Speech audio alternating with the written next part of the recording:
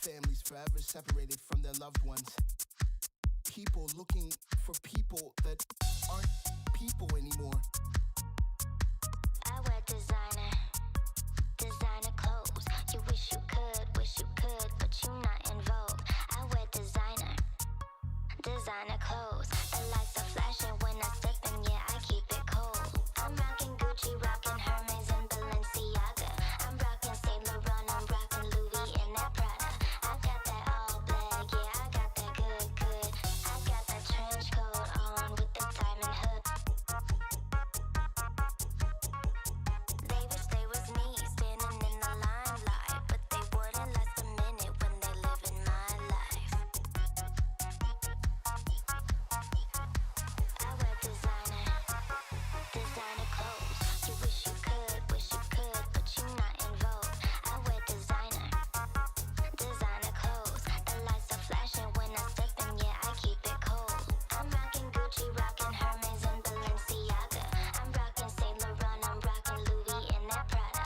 I got that all black, yeah, I got that good. I got that trench coat on with the diamond hood.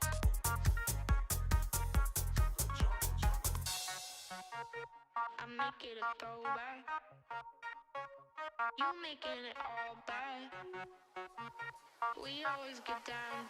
You giving that Isaac, moving with that Motown, living life so lavish. I'm kicking it old school. You wish you were so cool. I got that far out. I got that out of sight. I make it groovy, baby. We going all night.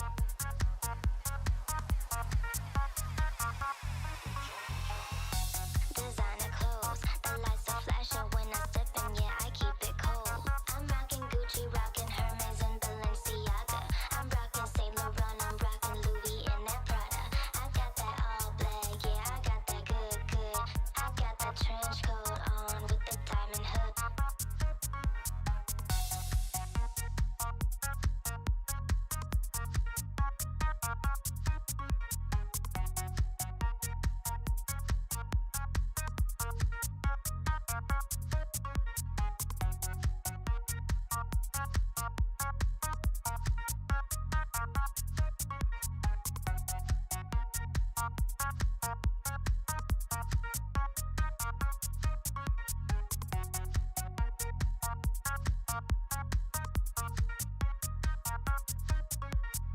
It was a night I surely wouldn't forget as I trudged through the depths of the bayou, guided only by the light of the moon, hot on the trail of this thing. Why you tryna fight it? If it's me inviting, This thing. Only by the light of the moon. Only by the light of the moon. This thing.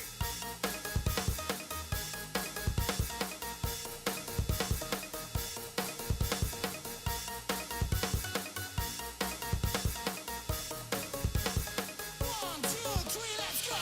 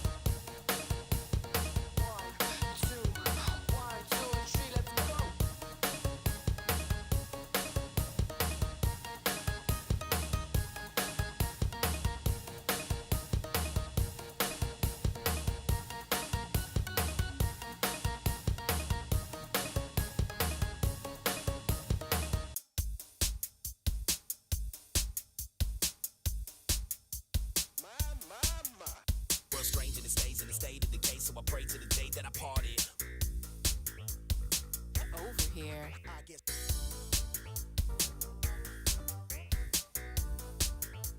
Oh, so you wanna make a drum kit? Nigga acting tough, get a rock and roll. Rap and bust, trust it, bust till I fade away. Just another day up in the game to play. Oh, so you wanna make a drum kit? Why? Let's party all night. Over here. I guess. Here we go. Nigga acting tough, get a rock and roll. Rap and bust, trust it, bust till I fade away. Just another day up in the game to play. Charged with grist, flows are hot, never stop spitting. Here we go. Shake it up, ice like a soda pop. I'ma party all night till they call the cops. Let's party all night.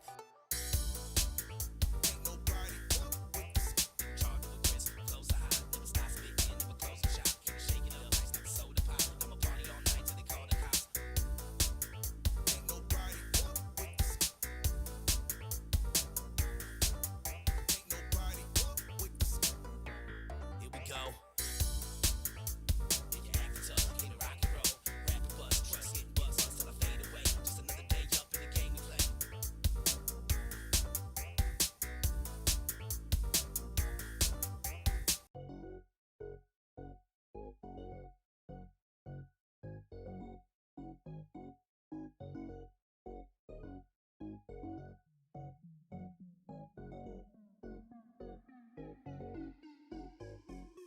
I want something that's gonna make me want to get up and dance.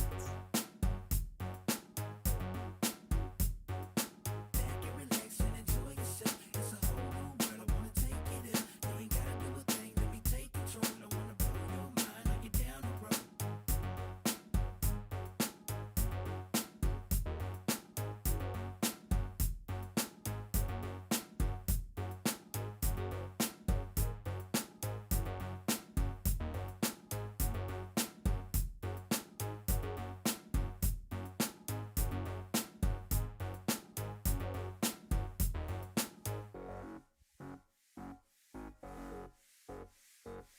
But my brain's gonna slay everything in the way in this game that we play where my heart is.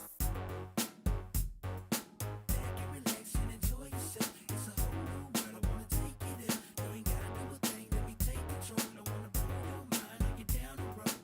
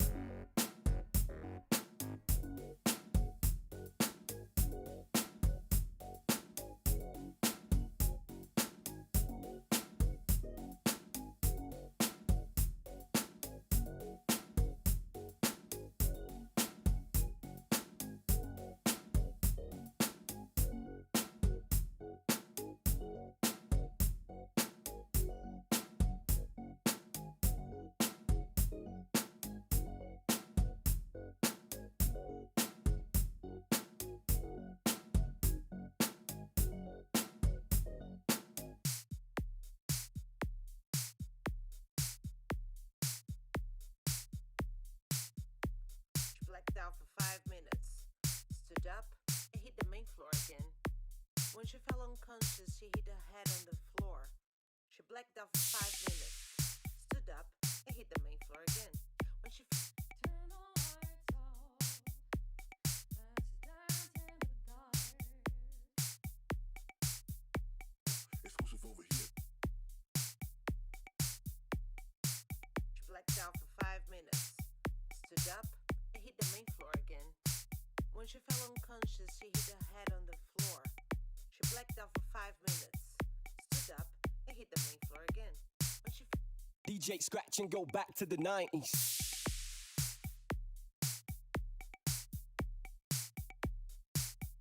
This beat is fresh.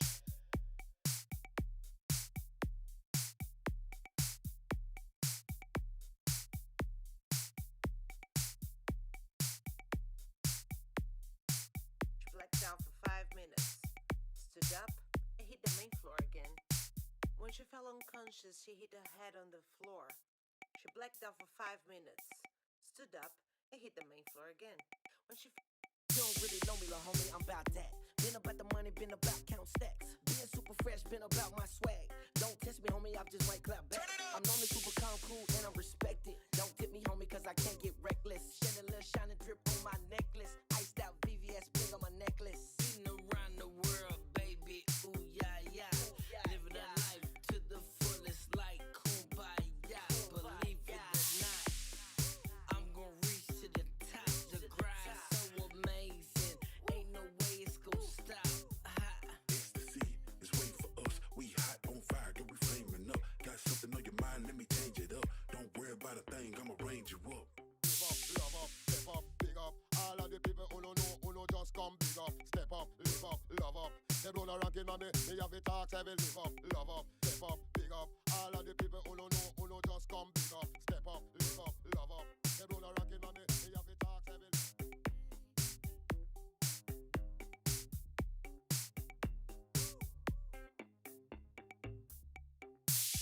blacked out for 5 minutes, stood up, and hit the main floor again. When she fell unconscious, she hit her head on the floor. She blacked out for 5 minutes, stood up, and hit the main floor again. When she Put your drinks up. You don't really know me, little homie, I'm about that. Been about the money, been about count stacks. Being super fresh, been about my swag. Don't test me, homie, I just might clap back. I'm normally super calm, cool, and I'm respected. Don't tip me, homie, cause I can't get reckless. Shed a little shining drip on my necklace. Iced out VVS bling on my necklace. Put your drinks up. Put your drinks up. Come and play. Let's dance the night away. Come and play. Let's dance this night away.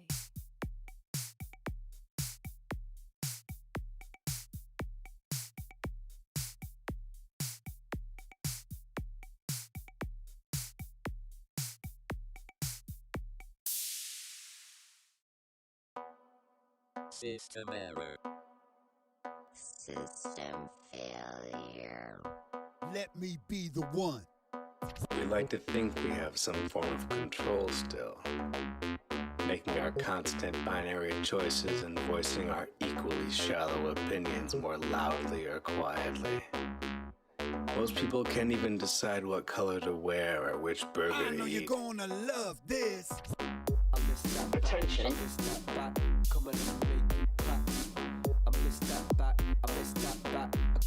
I'm good at reading people. The key is to look for their daemons, the suppressed emotions and unconscious habits always running in the background. Errors force a system to adapt, to develop, to pass through into a new paradigm. A new version emerges. Inescapable progress. Sometimes I still fantasize about being normal.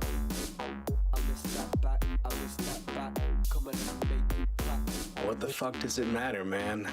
Autonomy is an illusion, pulled over our eyes and shoved down our throats. Clap, clap.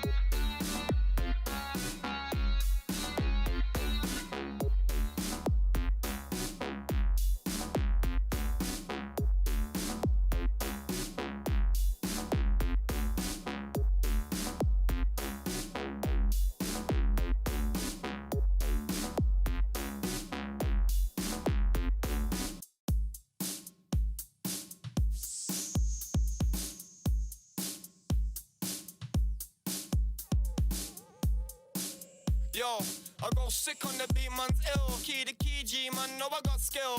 Don't tell a man, chill, man's coming in, babe. Leave your shit up. You don't wanna check K-block or stay, come K-block or stay, get jacked for your way. You don't wanna come K-block or stay, come K-block or stay, get jacked for your way. I go sick on the beat, man's ill. Key to key, G, man, know I got skill. Hold on tight.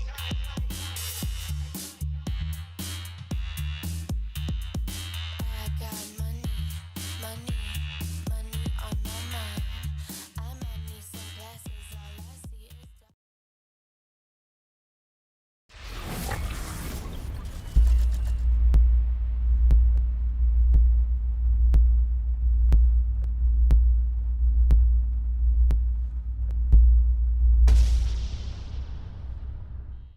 Hello and good evening, everybody. Oh, I just noticed, man. Really, I didn't put the camera properly. It is what it is. Good evening and welcome, Laksambi. Hello, that's it, and welcome. I did want to open up the screen so we can take a look together at the pick and ban phase. They are starting to do it. COC is gonna be right, and we do have FTLV on the left side.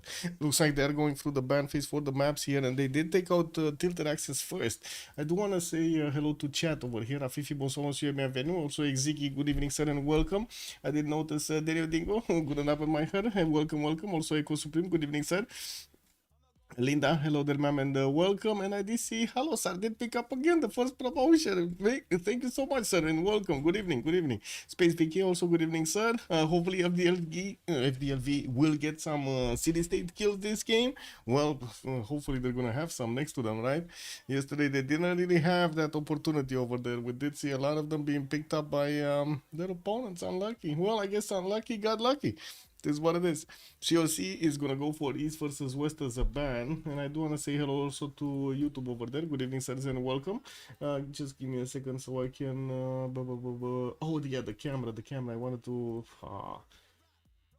Camera.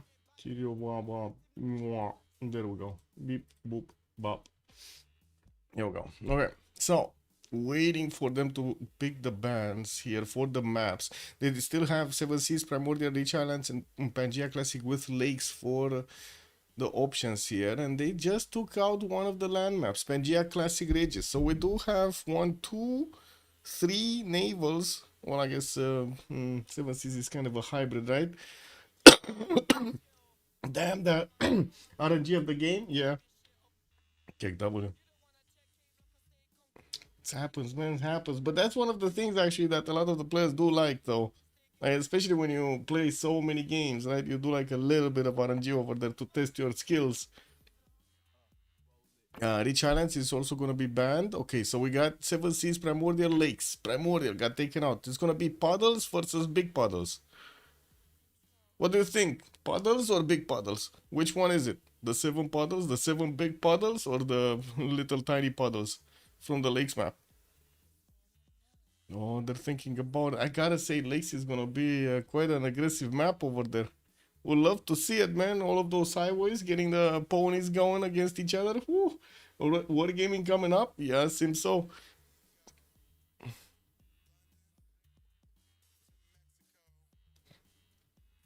Oh my god, they're thinking quite a bit of this. 30 seconds and they still tick-tocky. It's ticking down, man. Pressure. No? They don't feel the pressure. They just debating. Oh, we got the puddles. We got puddles. Okay, puddles it is. Let me actually put it up on the screen here. Puddles. We got puddles. There we go. Okay, so what do we have? Do we need them to go through the initial 5 bands for each, and then we're gonna see them starting off on the pick phase. Then we're gonna have 4 choices, 2 each side, and we're gonna need to see who's gonna, well, what kind of tone of the game is gonna be looking like. Genghis Khan is gonna be taken out quite quickly. That's gonna be one of the damage dealers here. But to be honest, is it that atrocious, especially with the other ones? Like, I don't know, Artapaz over there do look quite nasty. Sir Mike Taturmundi, hello there, sir, and good evening. How are you doing? How have you been? Vercingetorix, man, yesterday he got ignored totally. He didn't get picked, he didn't get banned, we didn't CF him. And now we got him as a first ban from COC. Did they remember he still exists? Oh my god, man. Any plus movement is great on legs? Yeah, true. Anything that gives you movement. Let's see what they're gonna pick.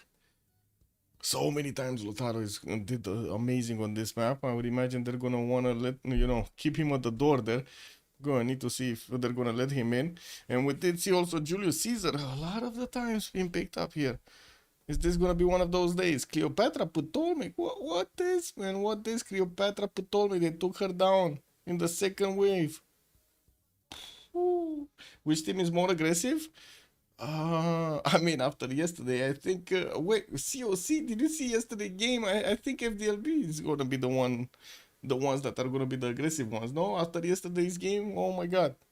You're like Irel winning everywhere. It didn't stop for anything.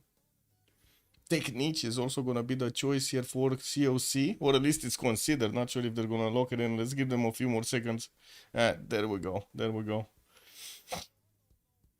did lock him in. We got also Teddy being banned by FTLV. That totally makes sense. But again, yesterday he did actually... Actually, wait, he did defend. After yesterday, I think they go back to Sim. I see. Yeah, it didn't work the first time. Better go back to what you need. No. Is that gonna be also Civ7 lesson, by the way? Is that gonna be a lesson for Firaxis as well? Or are they just gonna keep on going with Civ7?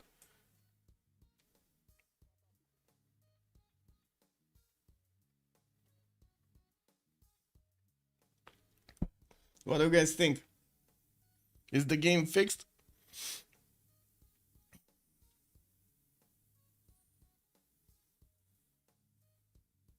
Oh, crickets, man. All crickets in the chat over here. Sultan. Well, he got banned. Unfortunately, we're not going to see that double flanking bonus. This would have been nice. Is the game good? Is the true question. Yeah, exactly. Did they fix the game? No, they did updates. Stuff. I don't know. Did they fix it or not?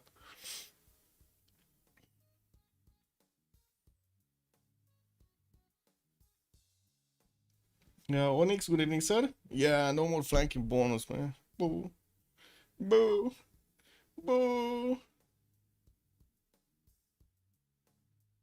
You see, for Colossal Order who lost City Skylines? I saw a bit of news of that, yes. I didn't read through it, but I did see they're still making updates. I was watching their Steam profile over there, so I don't know who's working over there, but somebody's working. I don't know, it just keeps on going, no? They banned the other Arabia? So nobody wants the 400 science turn 70 or something? Really? Okay, yeah, makes sense. Both of them, man. They got Vizier and they got Sultan. They got him bad. And Basil, the taxi street holder here, is not going to be allowed in. Is that going to be also a way for Theodora to be taken out? COC are a bit behind of the meta at the moment. The bans are outright weird. Oh, yeah, man. Yeah, they didn't ban Tamar. They really needed to ban Tamar. Definitely, man. I don't know. She's just allowed in everywhere. And wait a second. This is one of those maps when Olympias is amazing, no? The new Macedon. Oh my god, can you imagine if they pick 2 Macedons? What if they pick 2? What if they pick both? Imagine Alexander and Olympias in the same team. Ooh, Did we see that kind of a game? I don't think we've ever seen that kind of game, no? With both of them side by side.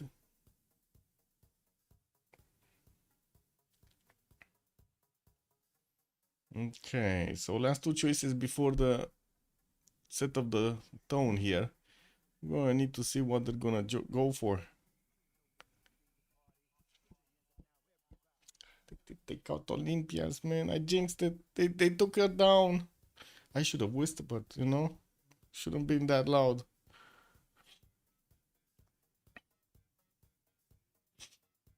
This is what it is.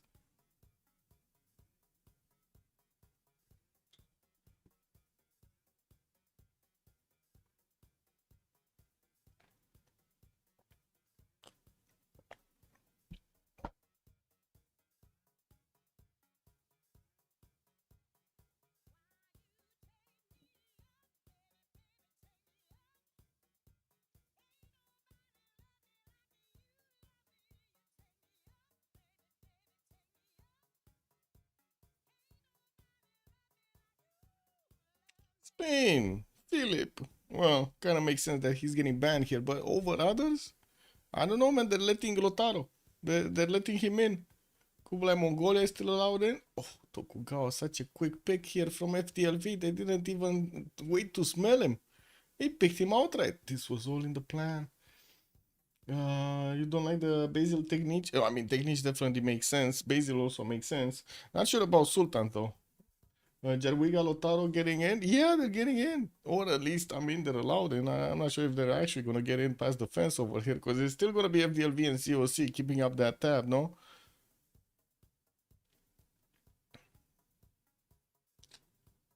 They need to choose. What are they going to choose? Also Montezuma, man. Montezuma, we haven't seen Montezuma in such a long time. I guess there are others that are just taking up the spotlight over here. This is what it is. The spotlight, man.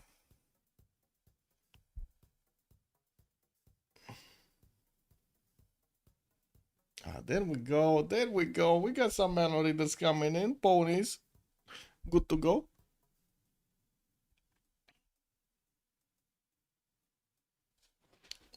Wait a second. Ooh.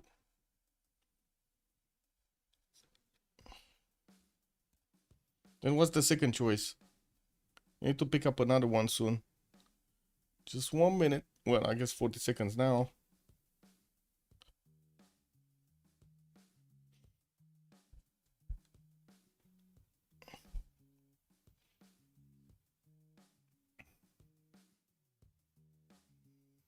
That's for strength. Lotaro.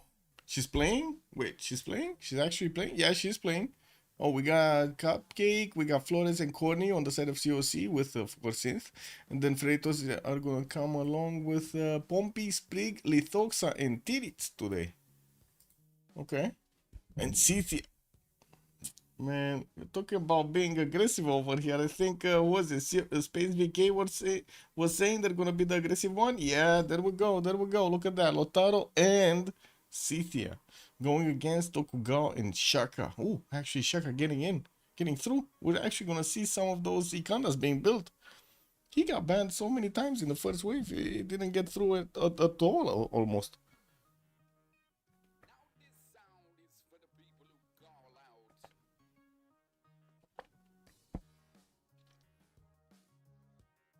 Okay, now they're gonna need to go for another 3 bans on each side.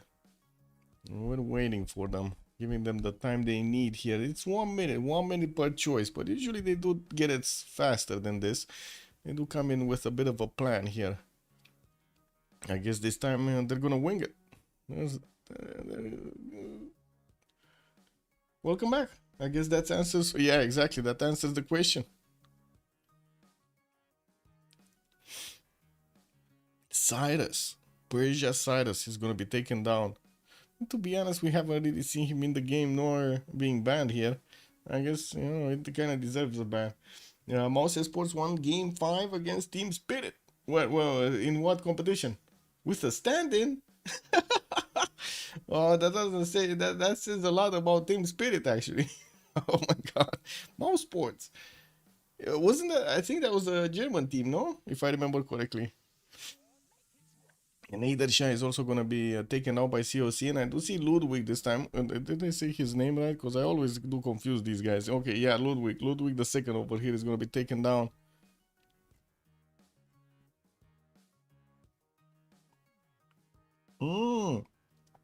PGL Valachia, Season 6. Got it.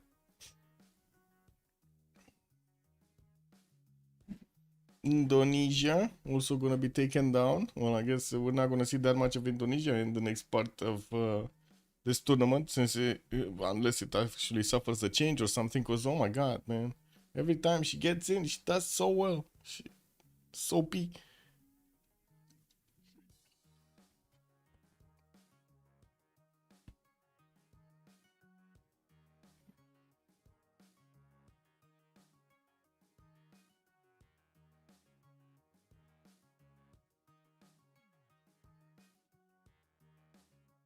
Hello, Shaklong. Good evening, sir.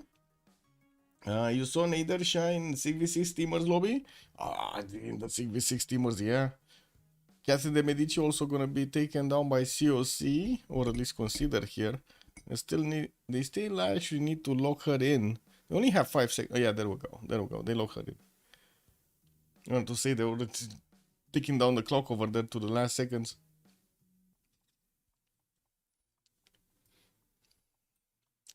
Did they get through the lobby? Oh, we still need to wait for them to actually get in the lobby.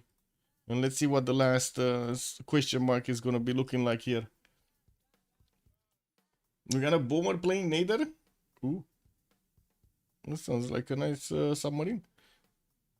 And Babylon is gonna be picked up as a ban. So let's see. What are they gonna pick as civilizations in the game here? They still have so many good choices, so you know, it's not something to worry about. We do need to see how they're gonna get the goal for these damage dealers. We'd seen yesterday how much it mattered that they didn't actually have gold for their upgrades at all. Egyptian Cleopatra, the original. Ooh. Okay. Well, let's see those eyebrows come in. Let's go. Yeah, Miss Gold. Yeah. Let's see if she's actually gonna get through. Also, Lakes, I see COC having a strong advantage. Lotaro and Tomeris. I mean, both of them are pony civs. But we do have an impy holder here, so I don't know. He's gonna hold the spear. He might be the one breaking the rules. And we got Coupe also on FDLV side being chosen. They do need to reveal their full roster before COC is gonna pick their fourth. So let's see what are they gonna go for. You also need someone to trade to her. Yeah, that's true. That's true. She's out all alone somewhere. I'm pretty sure they're gonna remap. Oh my god! Yesterday's Chris spawn. 4 tiles of a river or something. Classic map working against Egypt. Yeah, exactly. Let's see. I mean, we could put up a prediction instead of the map one. Do you think Egyptian Cleopatra is going to have the opportunity to get one of those amazing series with the Temenangi, Liang, and everything? You know, the exact thing that Uzetian didn't get yesterday? That was kind of weird. I gotta say, man, that was kind of weird. And Gorgo, more spear holders over here. So we got the hoplites on her side. I'm gonna need to see if COC is gonna come out to something else. I don't think it's a problem, to be honest. I mean, you can play with Scythia with swordsmen just as well as with horses. You still have the Sakas that are shooting from afar. Coupe on lakes, yeah, it works. If it works, it works. We have them coming in. Oh, I see Synth is trying to get in. Connie got in. Nah, they're still out and about. Okay, what's the fourth choice from COC? Fourth and last one.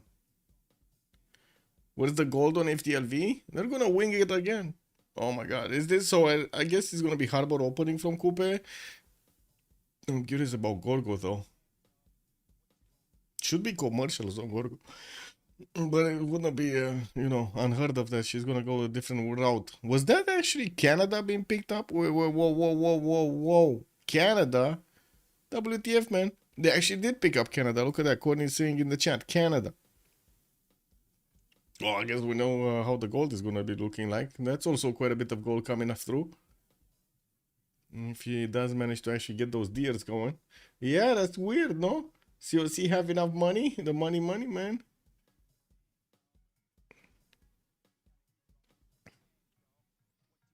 We instead of which? Whoa. Yeah. Coupe fighting again like yesterday? Yeah, if he starts chopping everything like yesterday, that's not gonna work out well. 80-20 in favor of COC. Okay. Wait, sassy hot mode. We got a sassy hot mode.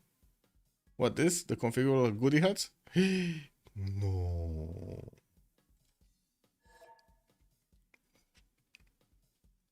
What's the sassy hot mode doing?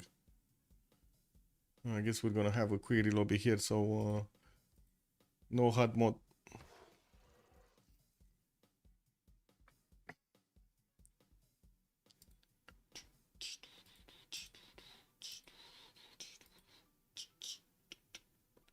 Okay, puddles it is.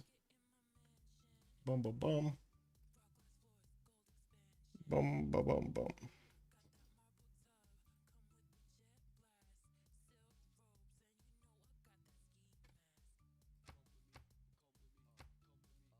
Ha! Got my slot back. It's quick. Before everybody else moved. Hot mode is just to allow equal probability on all hot rewards. Good mode. I mean, you can take off quite a few of those rewards. I don't know about that equal probability. Kind of goes to zero, no? If you take them off. And they can deny the set rewards. I mean, you can activate the set rewards, Moonstrath. I don't know what you're talking about. Yeah, I mean, that shit works both ways, no? You can press on and off. I don't know how it's being set though. Let's see. Oh, I mean, we don't have it in this lobby. They did turn it off. Yeah, there we go. Wait, is this gonna be a play for some form of culture here? From Warfare Laurier? If they have the opportunity. I mean, I guess they do have quite a few defensive capabilities there. Betting Flores for Canada. Yeah, it's gonna be corny, or at least it's corny right now. Checking it. Maybe they are waiting, so he joins and they switch slots. I don't know. We'll see. I play with settler rewards and absolutely like when I get 2 settlers from like I can imagine. Go first as Canada Culture Rush. Yeah. Okay, so let's see what did happen with Civ7. Did they fix the game, guys? Did they fix the game? Okay. Well, they got a bit better reviews with 0.06, I believe they improved. 0.06. Yeah. Yeah, that's a hell of a work for 0.06. And what do we have here? So at the beginning, when they did update, it's 1400 players max. Now they lost 2000, or I guess a little bit 1400 actually. And then we got now to just 11. Uh-oh. It's not converting players, guys. What are we doing with Civ7? What's going on? The formula is broken. Who's leading the way? This is not a game to stand the test of time. Or will it stand the test of time? 14k, yeah. 14k I did. A little increase, a little. I mean, it's a little increase and then it's a heavy decrease. I don't know. Hey, why can I check? Okay, there we go.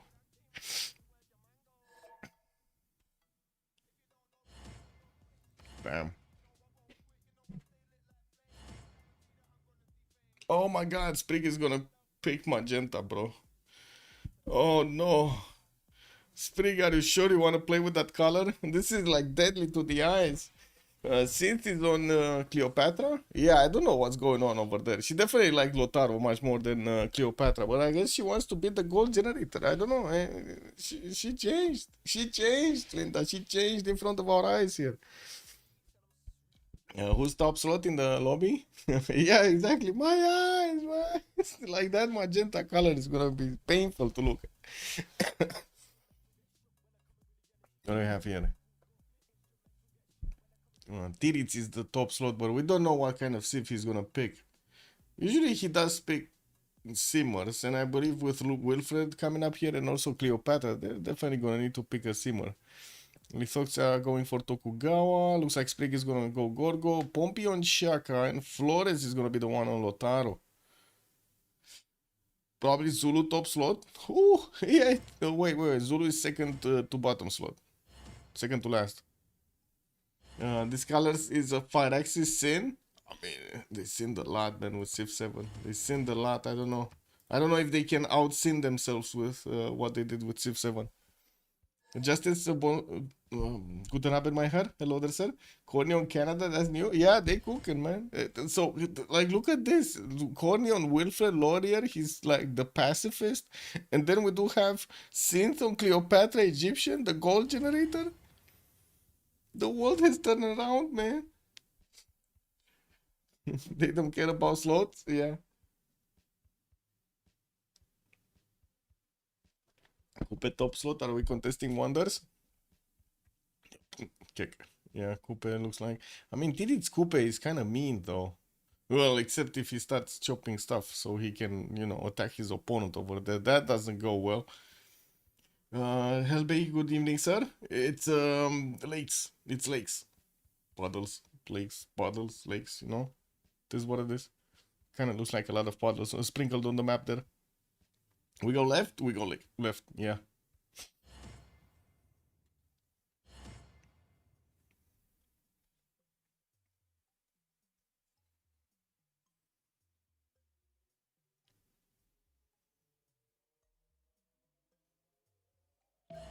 Take a petition to change the Civ border color. Oh my god, he's actually locking this in, man. That color. I wrote it before, man. I complained, guys. I complained. I officially complained.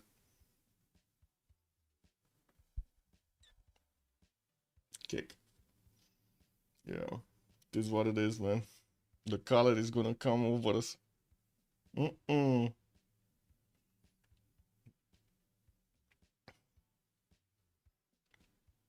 I mean, you say that, but when it's all over the screen over there.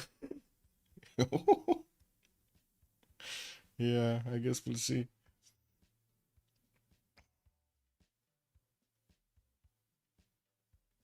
Just seeing if they change, yeah.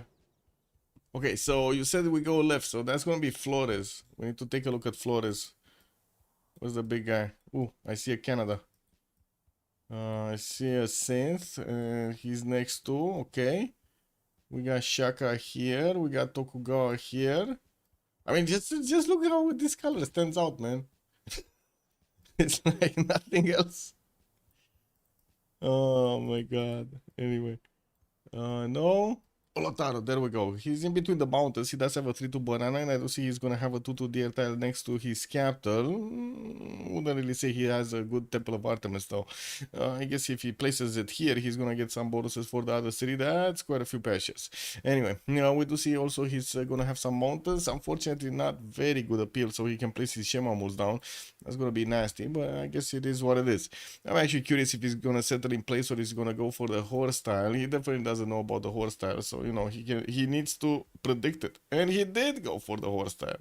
Oh well, it is what it is. Okay, does he have opponent? This is the important thing. Yeah, that's an ally with Rocket Dead. Cynthia is also gonna be an ally. And we got Coupe. We got Tiris Northwest, but Coupe can definitely stay behind this choke point. I don't think he's just gonna stay there, because I'm pretty sure he's gonna settle at least that Banana City Southeast over here. And that is gonna expose him with one city to both Scythia and Lotaro. Not really ideal here. Not ideal. But what is this land on Pokrovka, man? This is not the puddles, I know. Anyway, let's see. Pokrovka, 2-2 base, quite a few 2-2s around. No extra bonus production or food, though.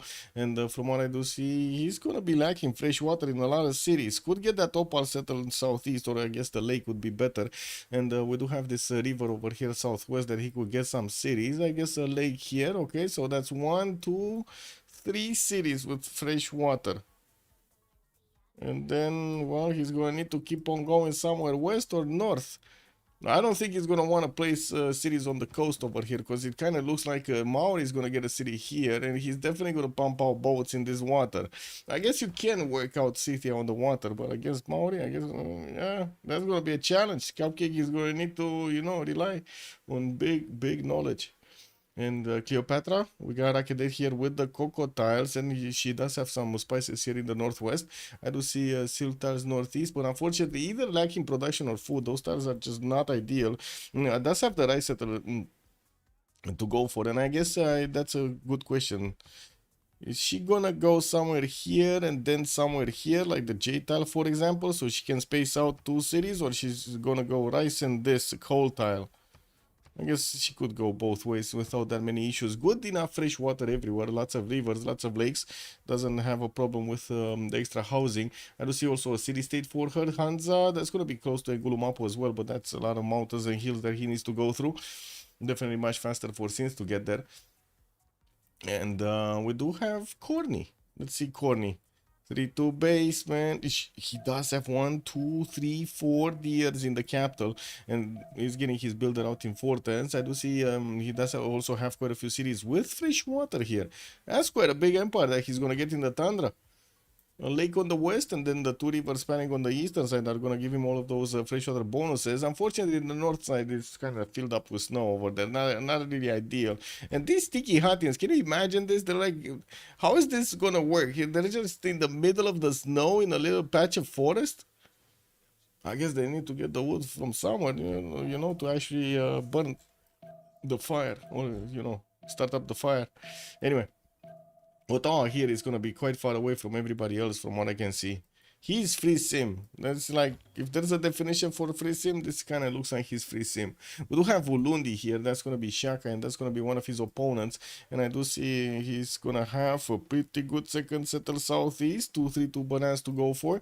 And we do need to see if he's also going to settle this T-tile over here in the south of, direct south of Ulundi. Quite a few rivers, and I do see the lake next to his capital on the northwest, with also mountains to get +3 campuses. Not bad. Also +4. I'm pretty sure he's just going to want to wrap around cities here. We do have him with an ally past this water body. That's going to be Sparta, and I'm pretty sure they can set up some radar trade routes through the water. And Tokyo is also going to be here in the Sea of Hyuga. All 3 of them could get on the same water body, actually. We do have Shaka without an opponent. Actually, Tehonianga no Yakupe is going to be one of his allies. I guess you could call Scythia an opponent, but that's going to take a while to get here. It's much faster for Tokyo to actually swing a few units towards Scythia. And look at the flat plains over here, or flat plains, I mean. Everything is flat over here. So much flatness. Anyway, we do need to take a look at Sprig, the color, the eyes, the burning eyes. We got Sprig here. Getting his 2-2s around. He's going to have the main settle on the western side, and we're going to need to see also southeast, getting the crabs, man. This is the big crab lake. Look at this crab lake. 3 crabs in a single lake, 4-tile lake. Can you imagine how quickly these crabs multiplied over there? That's just amazing. Saps, bună seara, domnule, și bine ai venit. Also, Giva the Diva, good evening, sir. What type of masochist doesn't ban? Zulu! Yeah, we're going to need to see, because it kind of looks like he's kind of far away, though. I don't know if he's going to apply pressure until, you know, later on in the game. No way Mapuche tries to take Artemis from Canada, even if Mapuche was going sim. Canada almost always prioritizes the Artemis. Yeah, and he does have a lot of patches and camps around, all around here. Very nice. This is gonna be quite an interesting start here for Corny, with all of these deers to improve. 5 deers, wait a second, I just saw he has the other one behind the tab of the city center. Okay, Lithoxa, let's see Lithoxa. He's already going for the fish style improvements. He does have 2 refished that he's going to get extra food points. And I do see he just improved one for the 4-1. Getting extra gold, getting extra food, going to allow him to get that population quickly and even pay for it. You imagine that, man.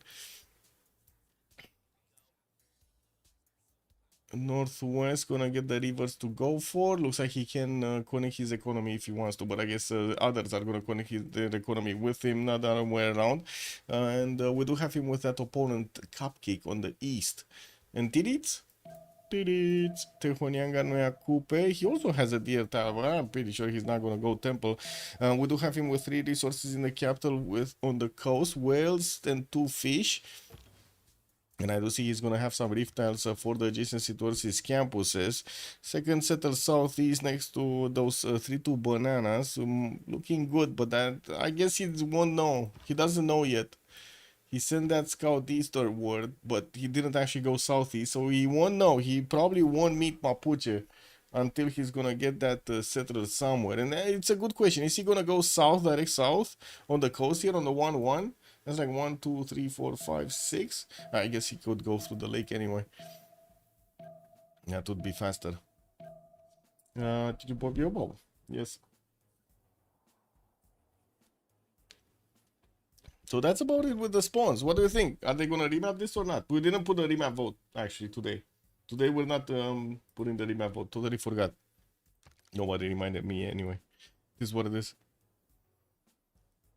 Settle Pokrovka, Cynthia, oh well, sorry, Cupcake did manage to actually get a builder here.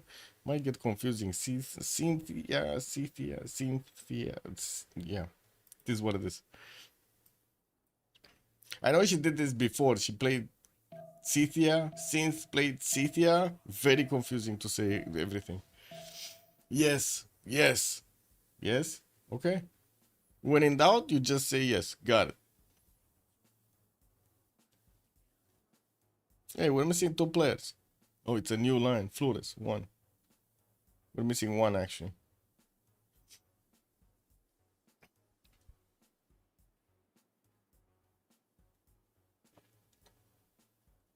Okay, they voting. What are they voting? Is it somebody that cannot vote? Because I'm pretty sure somebody's missing here. Like Corny or something. Corny or no, Flores, we got Flores. Missing a vote, yeah. Missing a vote.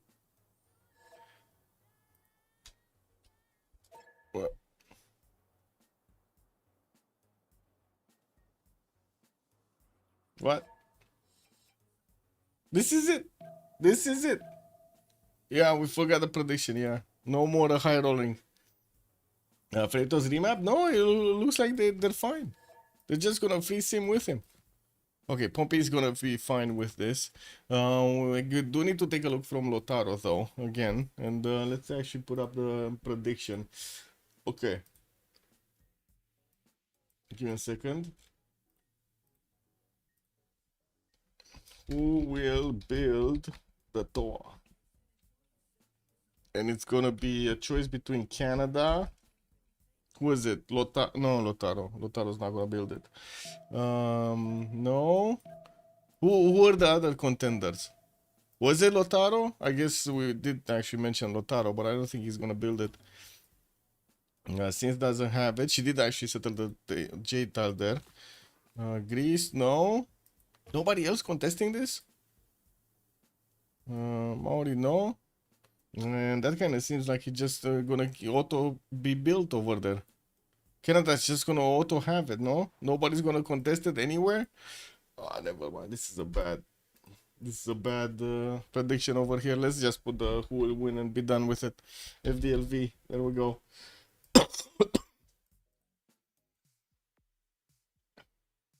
Yeah, I'm thinking Flores. I was thinking the same, but I mean, yeah. This is what it is. I have no idea why it took so long to come up with a result. Yeah, I don't know.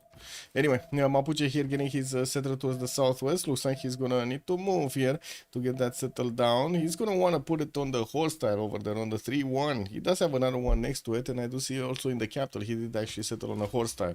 We do have him getting his third city out next turn, and from by the looks of it, he's still gonna have multiple freshwater locations that he could go for, including this cocoa settled northwest, but unfortunately, where's the production next to that?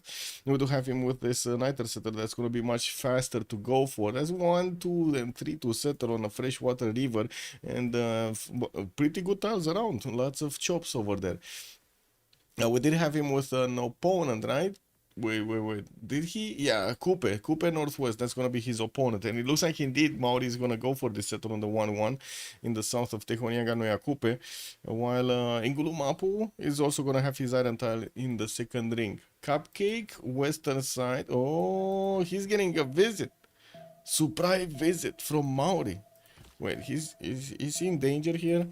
But Scythia really needs to move. Look at that warrior. He's shift entering in front of the other warrior, and Maori. He's not shift entering. He doesn't know. Wait, he didn't shift enter.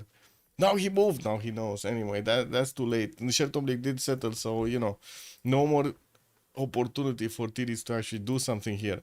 We do have also Scythia getting a farm on the right side by the looks of it, getting another settler out in 3 turns. We're going to need to see where he's going to go next.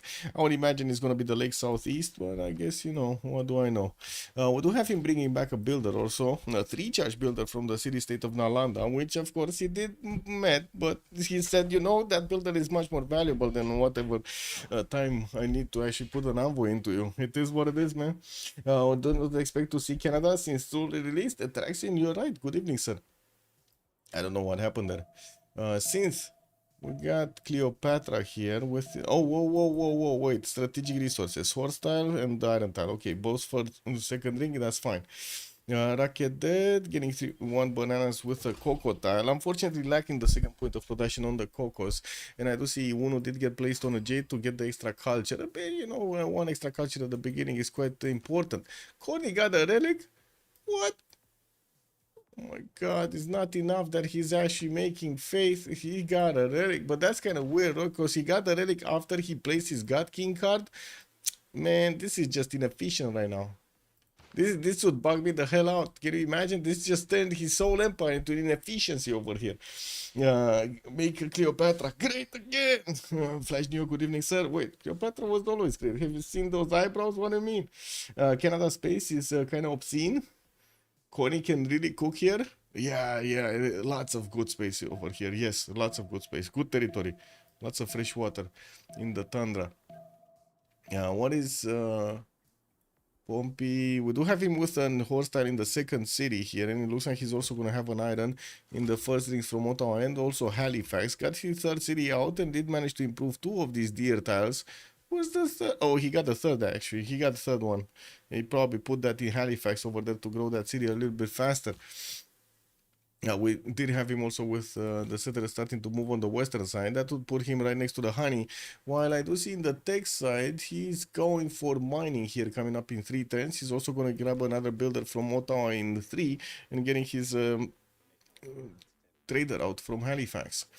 Pompey on Shaka. We do have him with an iron tile in the first ring, horse tile second, and I do see he did settle that T-tile in the south of Wulundi, while we do still have him with a banana settle southeast. That's gonna take a while to get there. The settler coming up in... trader coming up in 5 here from Kwadukuza with another settler from Wulundi next turn. We're going to need to see what is he going to choose to go for. Definitely lots of cities to place around the mountains, and also the rivers on the western side are going to give him nice opportunities to get something going. Now we do also need to see how he's going to try to get some units out. There is Scythia to the southeast that he could actually get some attacks on. We'll see if he does manage to do it. Shouldn't this warrior jump into the water? Wait, he cannot jump into the water? Oh no, Celeste. Oh man, where's she building, bro? This warrior needs to move GTFO out of there. He's gonna get slapped.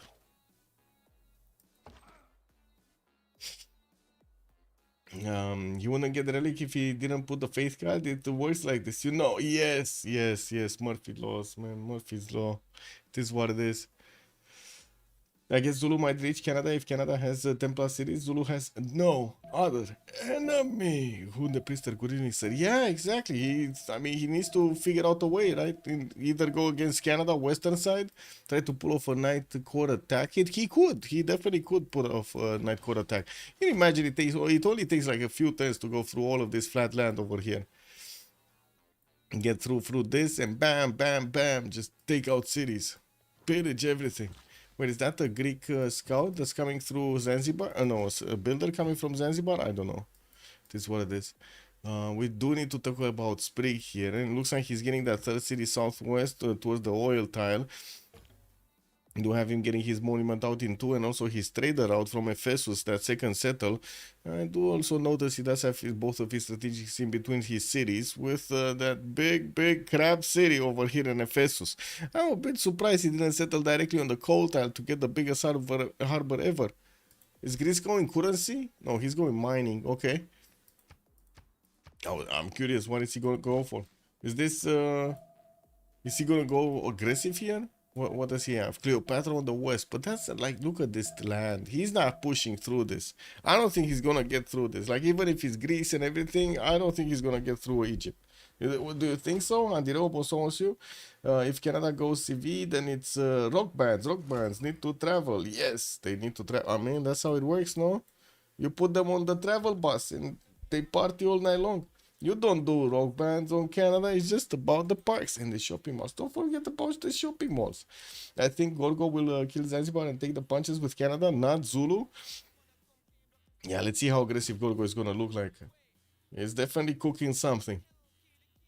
We do have the talks also over here. Looks like he's going to be in between quite a few of his allies, but he's also going to have City as an opponent on the east. Did manage to place down 3 cities, Okayama and Kyoto, and from what I do notice in the tech side, we do have him going for currency net and not actually opening up his harbor technology, celestial navigation. We did have also Kyoto being placed next to one of these geothermals. Did he settle on another geothermal? No, that's a T-tile with an extra point of science on it. Interesting. Well, he has more geothermals, but unfortunately they're not coupled together. And I do see he did improve those 2 fish tiles in the capital. City Patreon got us as a pantheon and going for the 4th city really quickly here. It does have a builder with 1 charge that at the moment is kind of confused what to do with it. I'm pretty sure he's just waiting for the, enough gold to actually buy out the J tile, but to be honest, I mean, no strategic resources, no horse tile, no iron, no nothing here on Sprig. We do have him getting that trader out from Okayama, and he does need to connect to Tokyo. I mean, the Thoks are not Sprig. Well, yeah, I think we're gonna get yeah, that seems possible as well. Canada might not be as free first thought. We'll see. We'll see if he can manage to plug the chokes over here. There are a few chokes, right? 1, 2, 3, 4. 4 tiles. He needs to block 4 tiles and he's fine.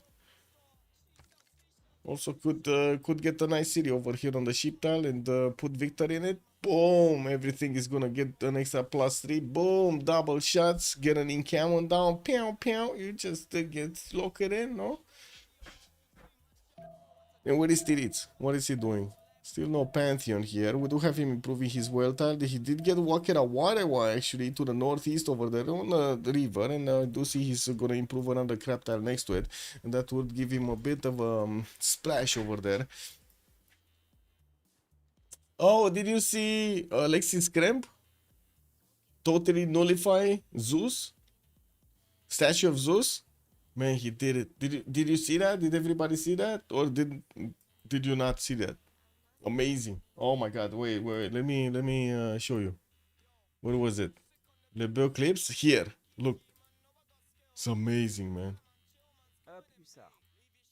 So, you see there's a statue of Zeus over there underneath Pikeman? Well, in camo finished.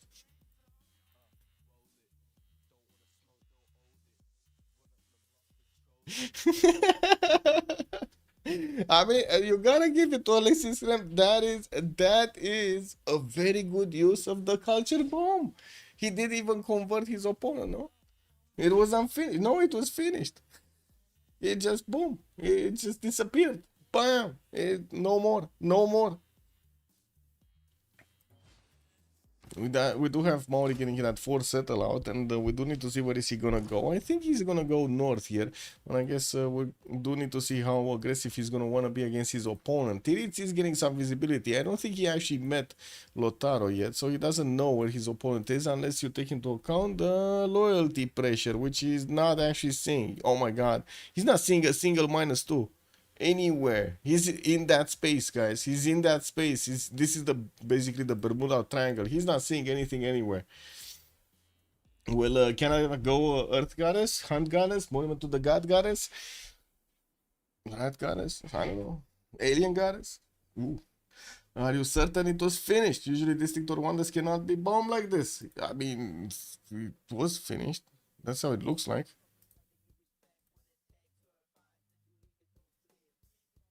Doesn't look like there's any scaffolding on it. You see? There's no scaffolding. Wait, can I zoom in? No, doesn't let me zoom in. I guess I can do this though. Let's see this.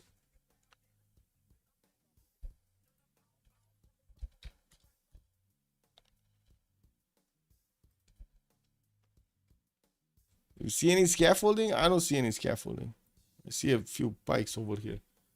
No, it wasn't. You can see it's one turn in the Moksha City. Oh, wait a second. Wait.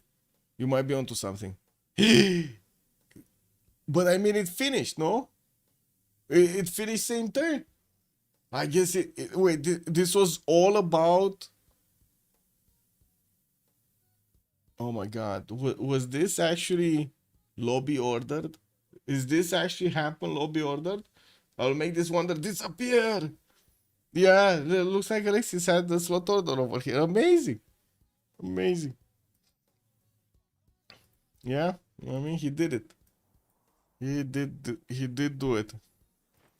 Or Chop, Dark Speaker, good evening, sir. It's even an achievement to take out one of those wonders. KW. I do see more settlers coming out here from Mapuche. He's gonna go wide really quickly way before he's gonna get to his ancestral hall, and way before he's even gonna place his government plaza. We do have him also with a builder starting to improve his horde style. I do see he's gonna go for that Kogo settle northwest, bringing another builder from Hattusa, 2 builder this time, and plugging in Reina in the capital. He's gonna go for the gold generation. We did have him with religious settlement, so he's getting at least a few more points of production here towards his settlers. And I guess a few more tiles anyway when he's gonna settle. Tomer is starting off on holy sites. Okay, not really that new, but not really that used. Scythia holy sites. Generals did get placed on the other side of this lake, and we do have him with a 4th city moving southeast. There is a scout from Japan that is trying to do something here, but I don't think he's actually going to manage to do anything. There is a Scythian unit here ready to pounce at any moment, and I do see Scythia is bringing the settler with him quickly. We do have the holy sites slowly finishing, and we're going to need to come back and see what kind of religion is he going to pick.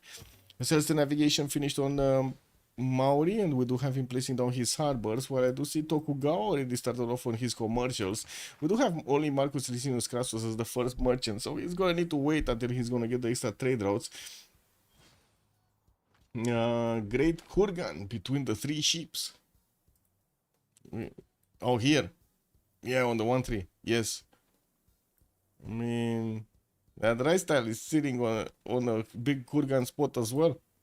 Does he have more? I guess this one is going to be a big Kurgan also. Yeah. Anyway. And another one?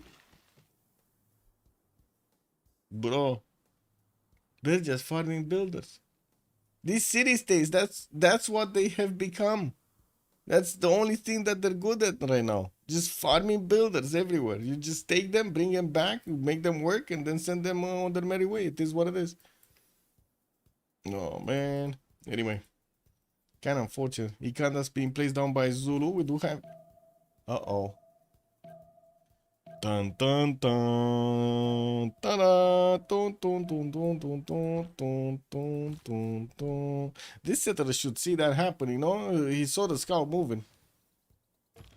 Wait a second. Yeah, he sees the scout. There's no way Pomp is going into that scout. And we do have the kind of finishing from Ulundi, so that's gonna zone of control this. Oh well, it is what it is.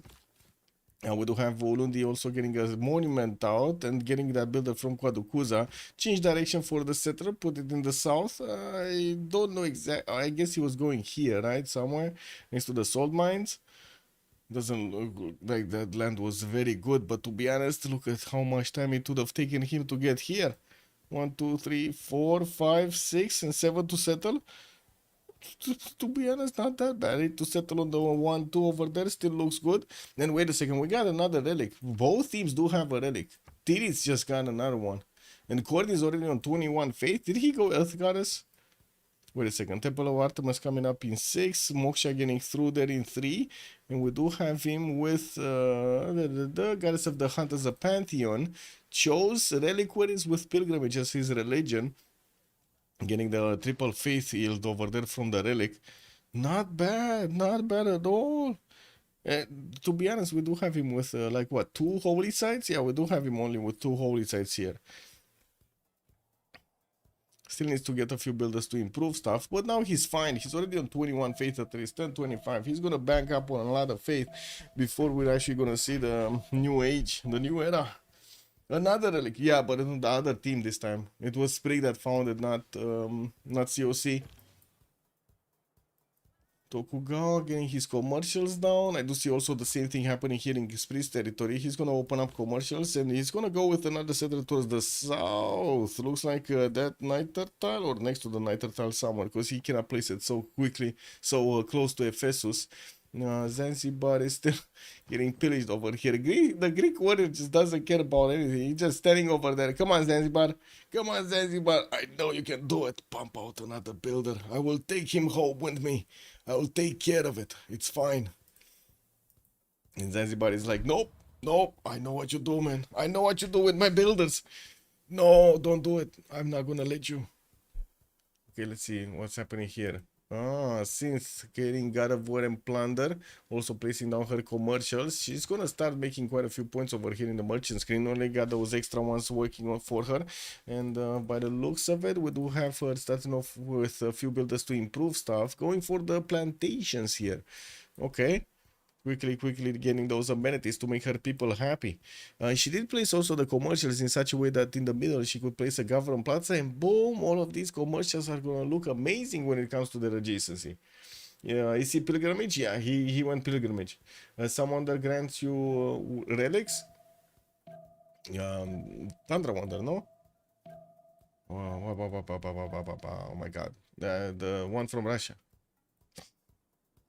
God of the Sea being picked up by Maori. We do have 1, 2 resources only improved. Wait, didn't he have a builder on the crab tile? How he did not improve the crab tile? He switched directions and got the honey tile instead? Honey crabs. That just sounds weird, man. I don't want to say that again. that sounds really weird. Can you imagine? Oh, Courtney went reliquaries, missed that? Yeah, he went reliquaries. Yeah. City State, we don't have candy in the game, unfortunately, but we do have 4 of these science ones: Fez, Nalanda, Bologna, and Hattusa. And I do see Vilnius is gonna be culture city state. To Hong Kong with Brussels are gonna provide some industry, and we do have Hansa, Samarkand with Zanzibar for the trade bonuses. Lahore with Preslav also gonna provide some military bonuses here. Yeah, that one. This is Saint Basil, that one. But one of them is a late one there. Yeah. And kind of both of them are kind of late. They cost a lot. City Patron got us on Japan. We do have him getting that extra bonus towards his building districts. And I do see also open up with Magnus. Canada did go Moksha. Gorgo did go Magnus as well. And we do need him to actually get the bronze orc if he actually wants these shops. Most of these shops are rainforest. Wait a second. He only has a single forest? 1, 2, 3. I guess 3 forests. Never mind. It's 3 forests, man. That's a 3 forest empire.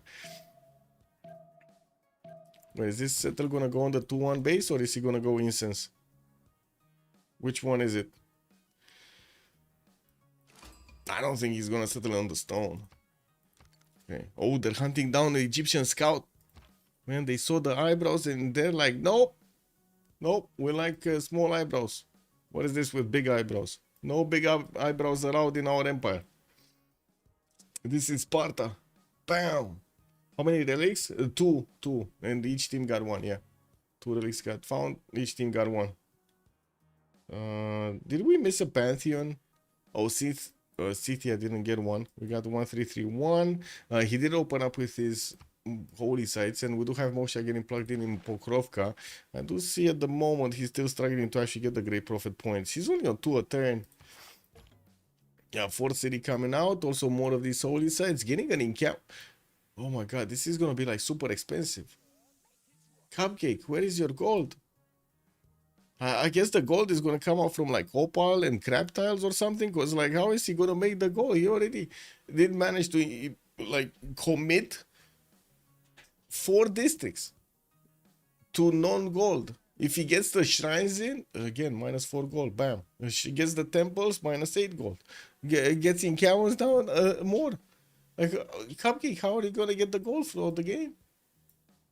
This just sounds expensive. Imagine stealing a relic by a spy. Yeah, how does that not work? Like, you do it in real life, you definitely see people doing it in real life and it doesn't work in the game. Religious community Scythia. Good guns, make the gold. Funch, good evening, sir. MNC also, good evening, sir. If he has Canada with beards and Egypt, who cares about the gold? Well, I think he's gonna care. In my opinion, he's gonna care. I'm gonna take the punches if, you know, he's not gonna care. It is what it is. But in the meantime, I still think he cares, man. He cares. He's not gonna... Oh my god, look at the gold pattern, actually. Flores on 21, we got Synth on 36, and Corn is gonna be 30 already. While on the other side, they're barely making like 18. Look at that. The TDC is on 17, Lithoxa 14, Sprig on 11, and Pomp is on 2 gold a turn. Getting the campus down, and I do see he's starting improving his resources. He's gonna also an archer. Wait. Oh, I see. I thought he lost a settler. Bam. He's gonna go for the cattle settler towards the south. Took a while, but I guess it was only like a 2-turn detour instead of going through this roadway. Well, he doesn't have the technology anyway, or the whatever it is, so he can cross with bridges. But he will take Tundra Wonder, so it will take 2 relics. Yes. Yeah, it's a Goddess of the Hunt, Canada.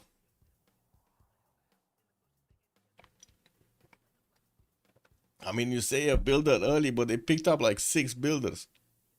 Like, have you seen how many builders have been extracted from Nalanda? That's insane. Hatusa also gave builders to Mapuche. Look at that, it's still coming. It's still on the way towards Picumapu. And he's getting a settler towards him.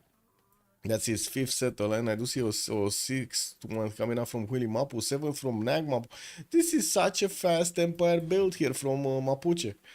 Getting the commercials down. I guess that's gonna be a bit slow on the uptake. And what do we have here?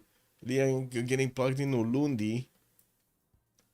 Wait, is this the resource Liang or is this the city park Liang? Which one is it, guys? How many resources? 1, 2, 3, 4, 5, 6, 7, 8. 8 resources. Liang. Pomp is 0 gold already? Yeah, Shaka, man. It's not the Shaka we know. Wait, how big is this Temple of Artemis? Yeah, like 1, 2, 3, 4, 5, 6, 7, 8, 9, 10, 11, 12. You get the plantations also? Temple, what is it? Here.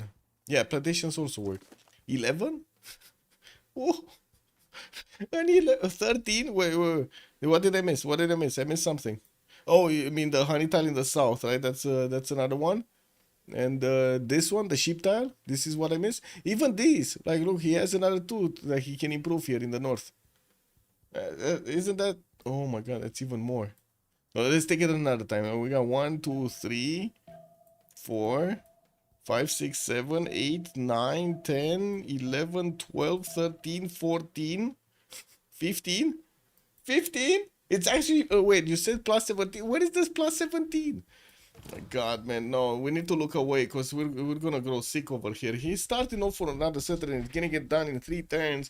Did finish the Temple of Artemis, jumped up in amenities here, +6 over here. Look at that, his capital is +6. The other cities do need to step on it.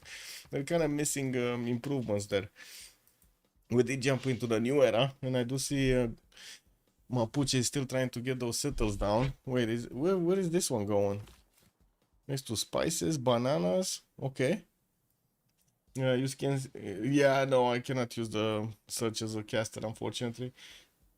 Isn't this legit more amenities than Colo? I think it is. Blazehead Games also, good evening, sir. Yeah. How do you not know about the City Pikes Warlords build? Who are you talking about? Because I've seen it a million times. The honey down south. Oh yeah, the honey down south. Yes. Okay, so Flores, 10 science, 8 culture, did choose to go for Pembrush and Voice Golden Age, and I do see he got Arena first here for the gold generation. He's gonna get an extra 2 gold for the tiles that he didn't improve. And I do see he's only on 38 points of production at the moment. His opponents FDLV are definitely higher when it comes to the production here, except Pompey. Pompey is kind of slacking. I don't know what he's doing, but he's slacking. Cupcake, 10 science, 17 culture, Pembrush and Voice, and we do have Cynthia. Getting also initiation rights as a Pantheon. We did have him opening up with holy sites, but unfortunately didn't get a religion yet, and he doesn't have the bonuses coming out. We do have him starting to play some Kurgas and getting the gold per turn. He's on 12, you know, he's trying to make back all of that gold that he's invested into the holy sites. Wait, he's only on, yeah, he's on 5 great profit points. I saw 2, I don't know why. He probably finished everything in 1 turn. 39 points of also production, 43 points of production, but without a monumentality. He didn't get a monumentality. This is a bit weird, no?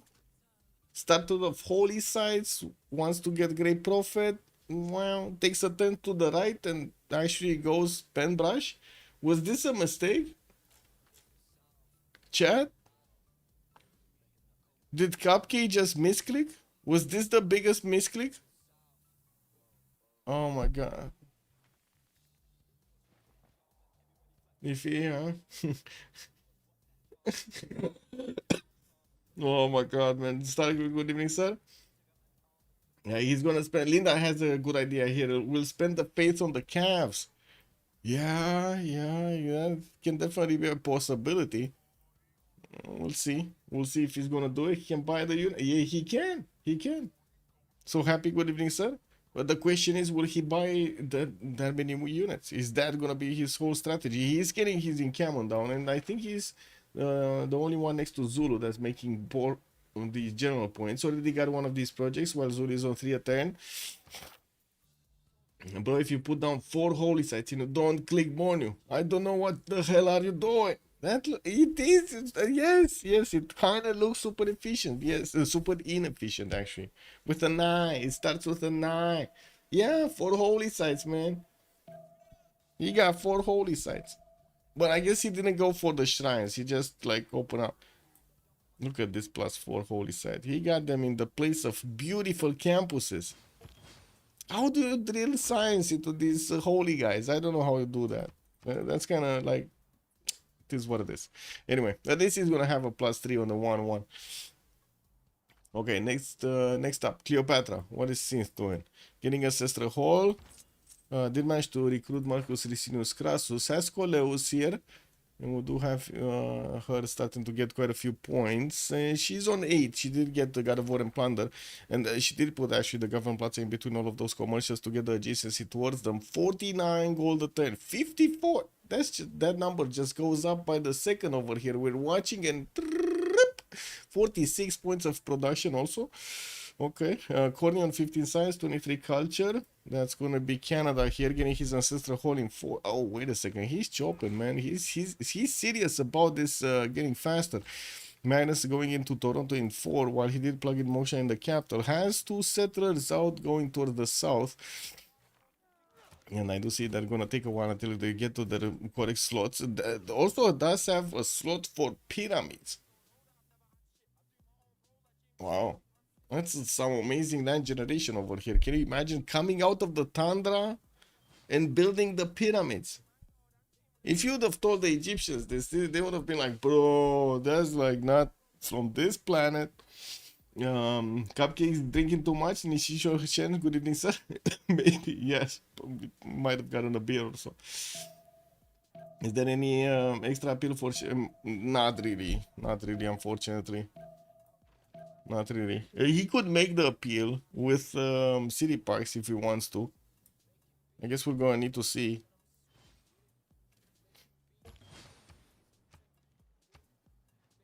Does need to actually clear out some spaces for those. I guess this one is gonna be a good one, no?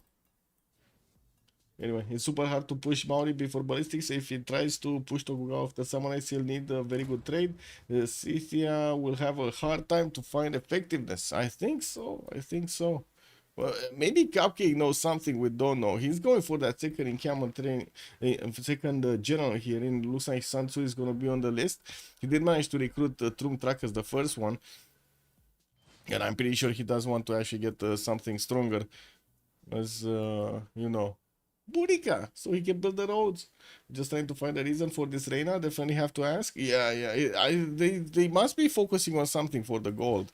Like they all went for gold. Everybody else except Cupcake. This is gonna be an all-in on Cupcake, so he can field like a 2,000 military point army. Can you imagine that, Saka? 2,000 points in Sakas. That's just some unreal stuff over there. Pompey, 19 science, 24 culture, 4 cities strong, getting the 5th, 6th going. And I do see we do have him choosing God of Craftsman as a pantheon here, starting to get those resources improved so he can get the extra promotion points. He did manage to also get production points. Governor Liang with the extra food and production on these tiles, so looking good right now. Actually, yeah, we do have some 4-2 tiles over there from the sheep. 3-3-1 salt mines do look very good. He still didn't get a specializing building of choice in the government plaza though, unfortunately. And he did get the points, or at least is passively getting the points for the general here. Just 1 turn and he's going to recruit a general. We do have Sprig, also 14 science, 24 culture, 27 culture, I mean. Pen Brush and Voice Golden Age, 58 points of production. What I do see Sprig is starting to get those plantations out. He's also finishing his commercials from his city centers. Did manage to plug in Magnus in the capital, but he doesn't have bronze yet. He's going for archery. Did he get bronze? Was that actually... Wait, was that a forest or a rainforest that just got chopped? I didn't see. Acropolis started to get around. These are the replacement theater squares that he's building up quickly. Did I just see Canada starting off from pyramids, bro? Oh my god, man. Corny, Monumentality, Golden Age, 31, Faith of 10, starting off on also pyramids. Just look at him getting the Yang City for the extra builder charge. He's definitely gonna get a... Okay, Lithoxa, 4th city strong. We do have him with some markets coming around. Government Plaza here with Ancestral Hall, and we do have him with a settler coming out from Kyoto in Tokyo in 110. I do see a horse is coming out also from Kyoto, and we do have him with the possibility to do some damage maybe against Scythia. Although I don't really believe he's gonna go on the offense here.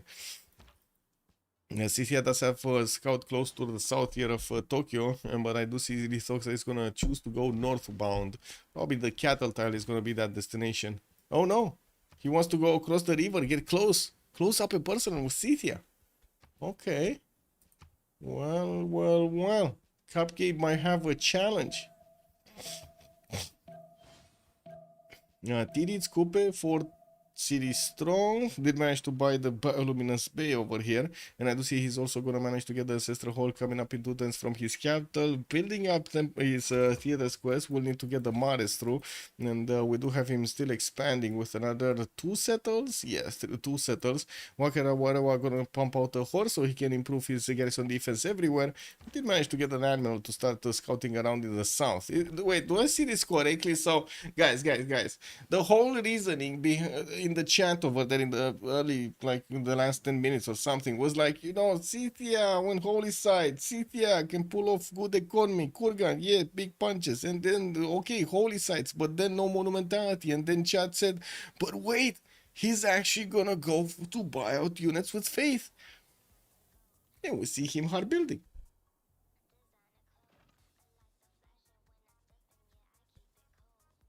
Je ne comprends pas.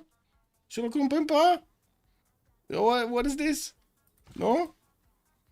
Wolostrom coming up next to here from Pokrovka. And we do have him. Look at him just hard building horses, man. Cupcake is 41 faith a turn. He just needs to spend like what, 60 a horse or something? Yeah, Tomlin should just slow down Tokugawa and Kupe by being annoying. Yeah. Wait, who? Islam? He went for Zen meditation lay ministry. He went for more faith a turn.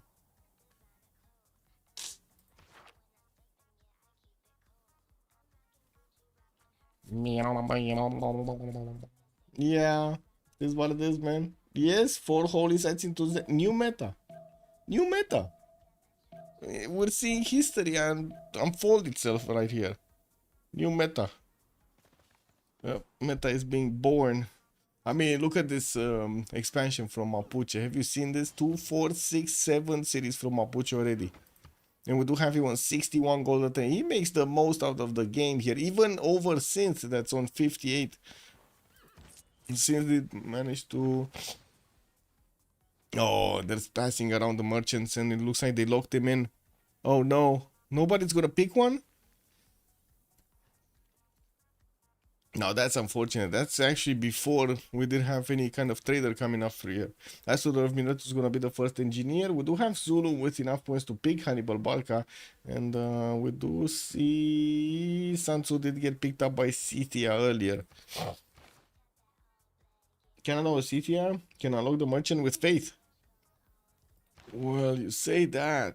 Wait a second. So is this the big brain move from Scythia? He wants to actually keep all of his faith so he can faith buy a merchant for somebody else instead of him?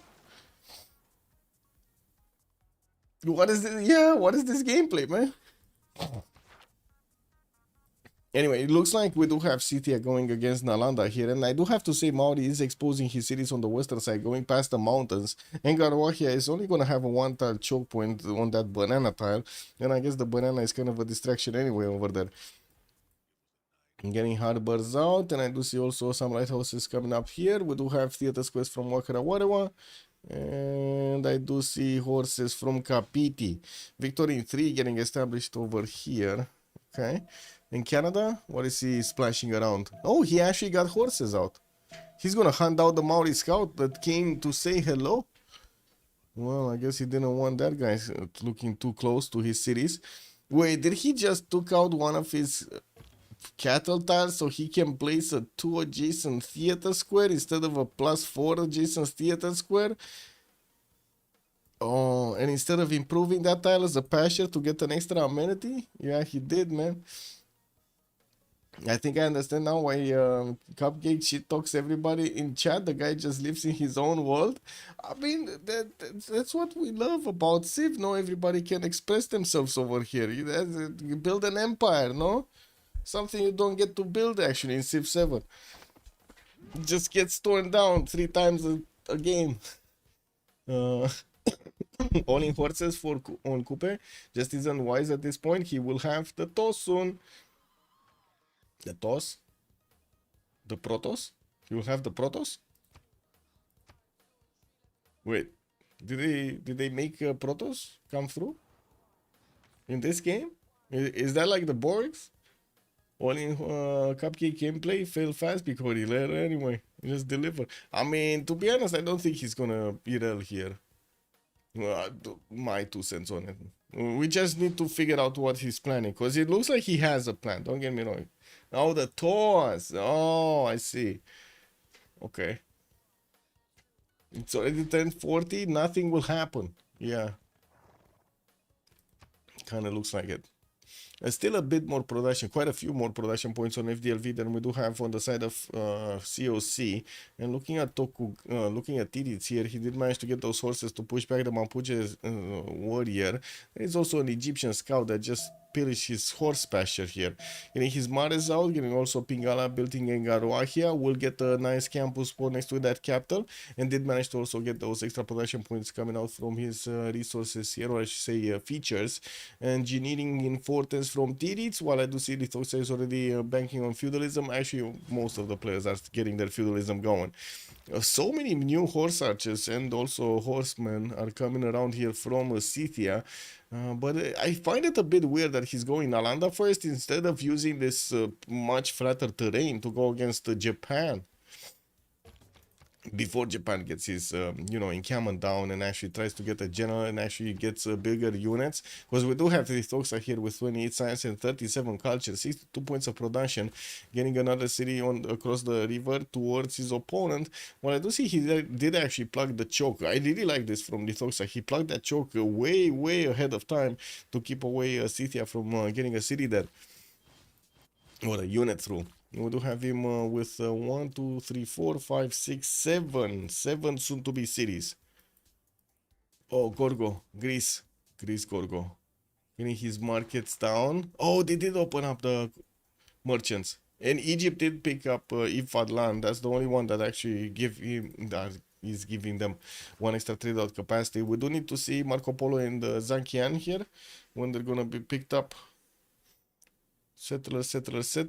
Hanging gardens getting built in Thebes for the extra growth and also, well, I guess fertility. Not to mention the housing. While Canada, wasn't Canada building more cities here? Because I see he did finish up the pyramids, got those free builders, and oh my god, he's gonna have so many charges on these. Look at that, man. And we'll have some amphitheaters getting built in Ottawa. I did manage to get one theater square finished. While he's also going to get some commercials done for the extra gold. He's fine. He's on 38 gold and he's getting so much from his goddess of the hunt. Improving all of these camps everywhere.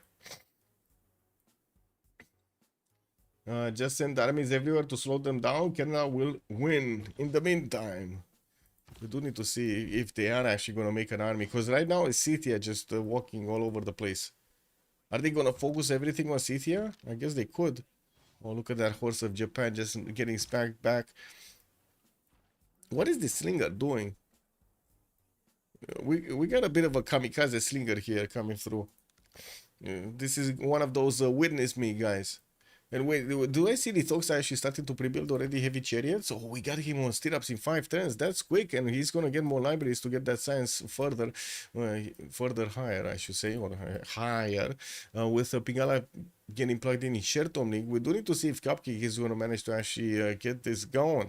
He did manage to put the city of Nalanda under siege, and I do see that he's gonna get another archer from there. While at the moment he has 2 of these horses next door, it looks like he will get the damage done.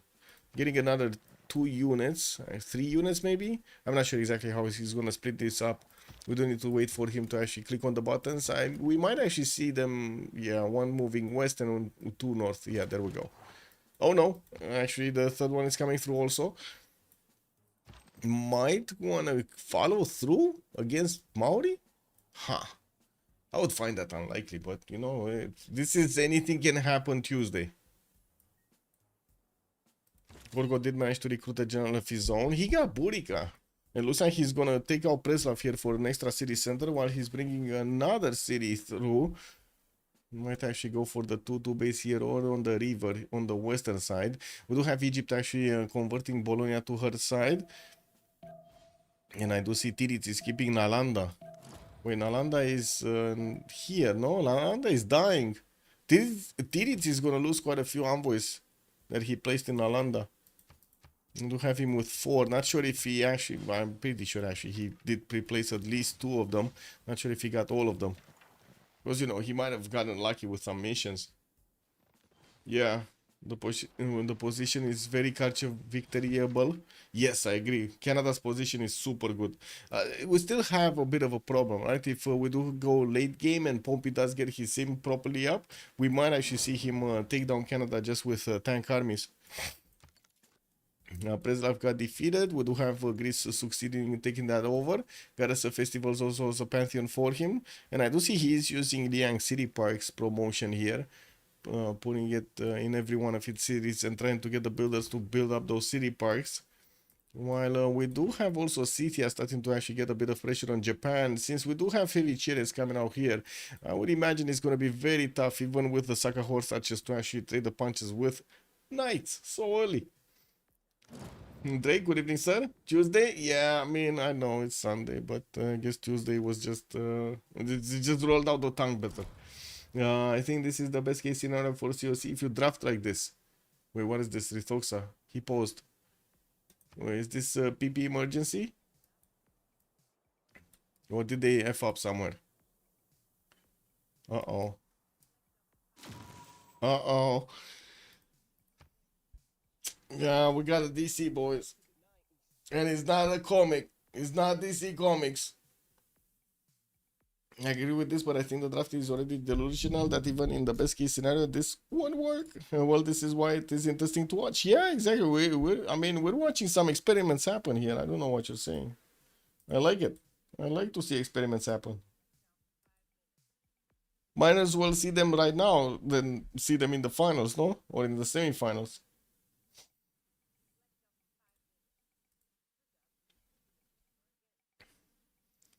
So said about blackouts in France? Wait, there are blackouts in France? How is that possible? Don't they have like nuclear power everywhere? Ooh, nada, they get taken out. What's going on in France?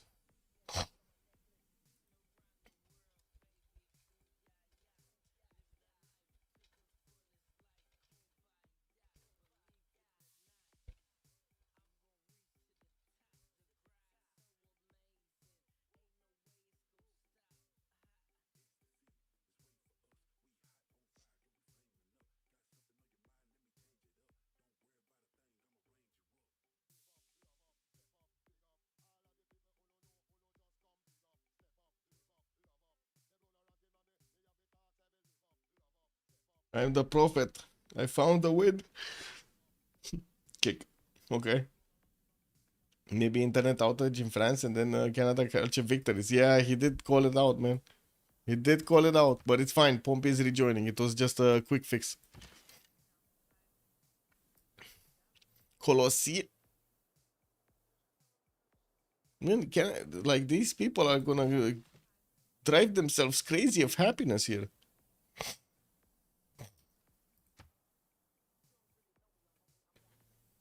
9/10 for the Colosseum to finish in Toronto.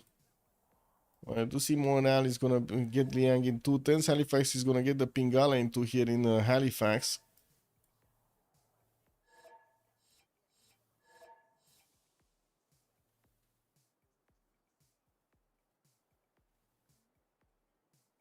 Oh man, that's gonna be. He's already on +6 and he's still building the Colosseum. Well, I guess he's gonna get higher population anyway. So, you know, amenities are gonna go down. He's gonna need more. You always need more. More people, more amenities. Oh, I see a race for Hanging Gardens. Wait a second, are they from the same team?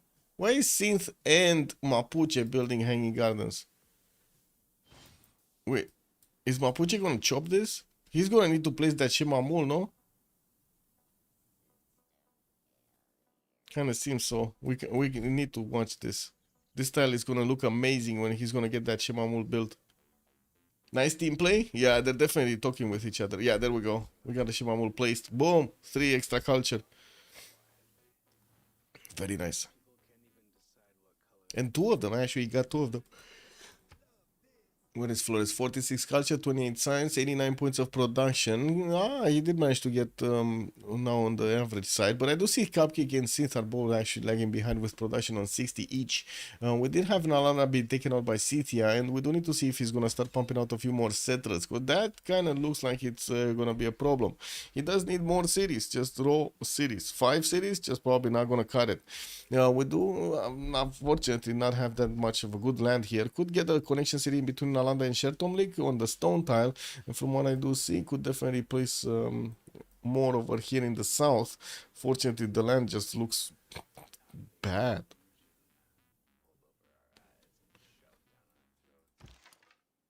Okay, we got...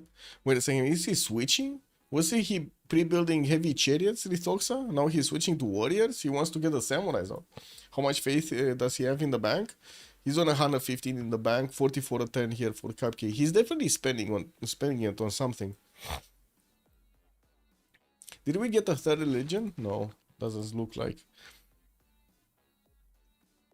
few more builders with feudalism coming up from synth, and I do see somebody did start picking up.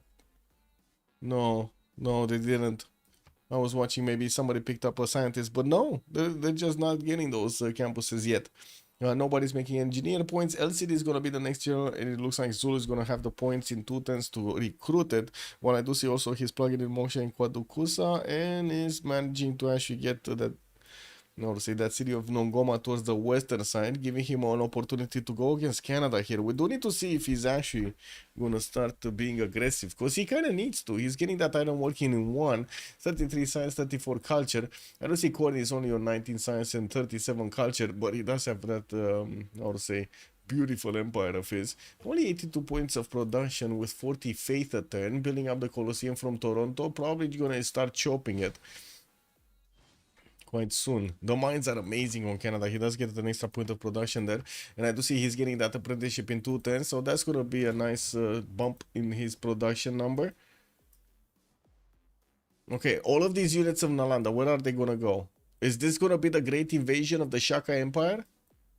Or is this gonna be like, hey, you know what? Like, we got Nalanda, we're good now. Like, that's everything I wanted to do in this game. I'm just gonna chill, get an ice cream, and that's it, man. Get some popcorn. Well, I guess that doesn't work well. No, salt with ice cream might not actually work that well. Is anyone contesting the Colosseum? No, it's just Canada on it. He just wants to build it, and he's beginning it. The Hanging Gardens did get finished on synth. Looks like she did actually use a chop. That kind of took it away from Mapuche here. Still, he's still making more settlers.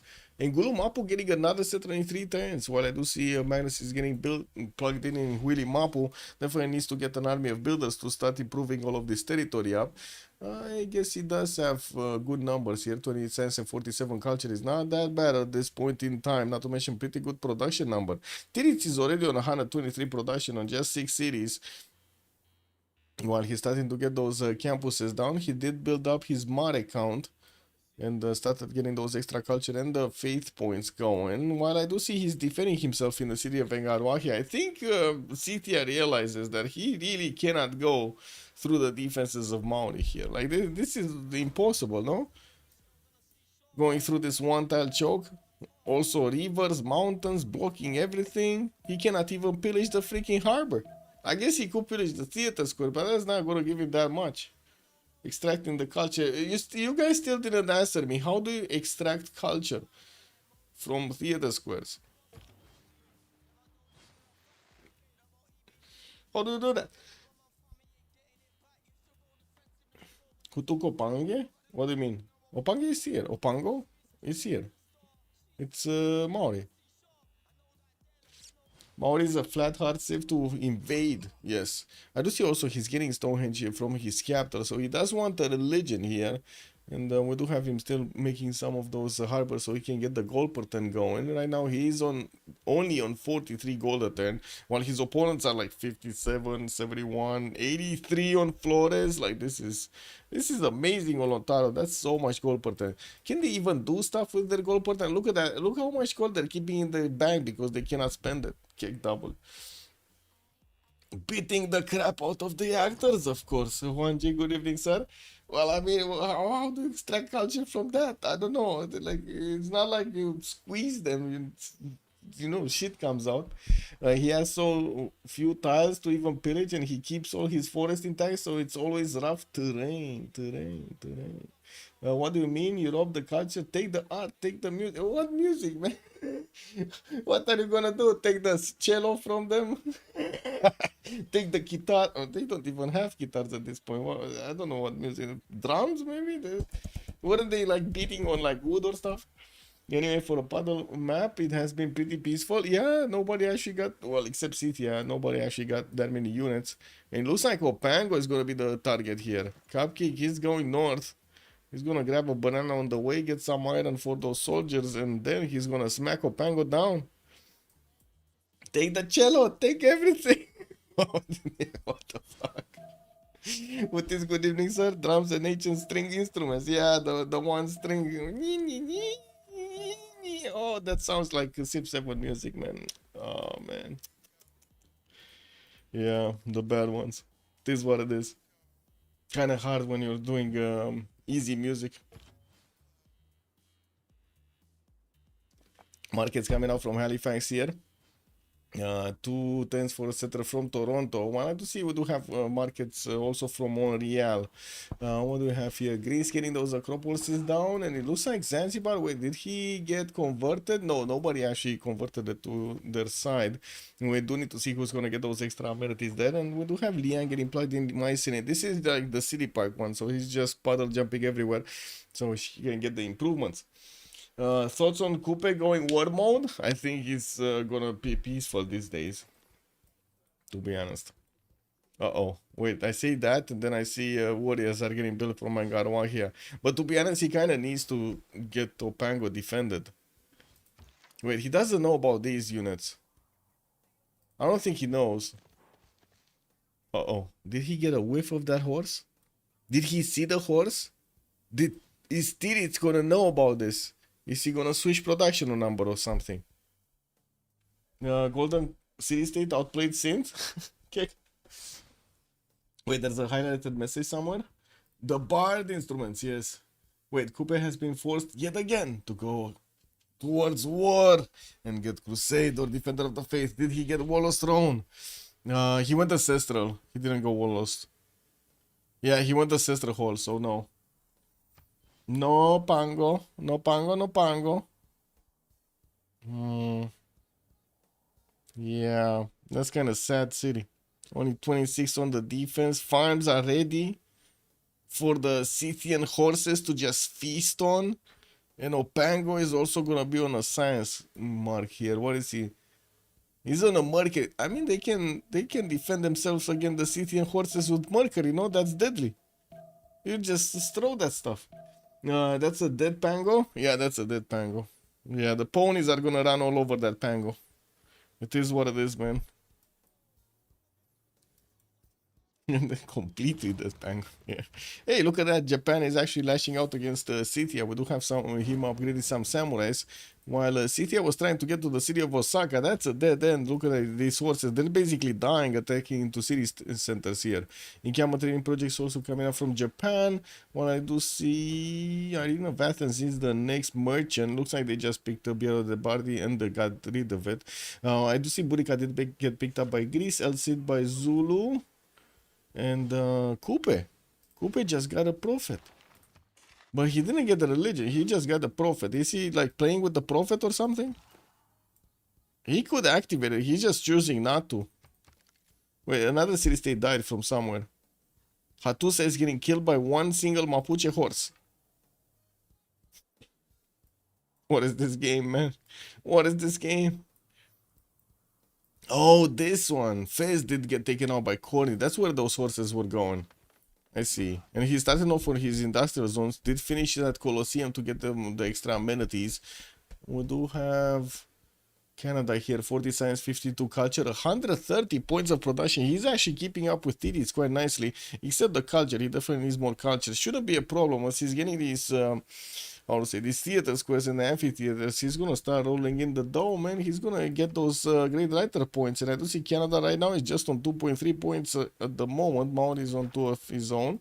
While we do have him getting the 110 campuses from Halifax, very nice. But I think that's only gonna be like a 1 or a 0. What even is this? Wait, is this the one here? Yeah, that is from Halifax. He placed it so far away next to Vancouver. Huh.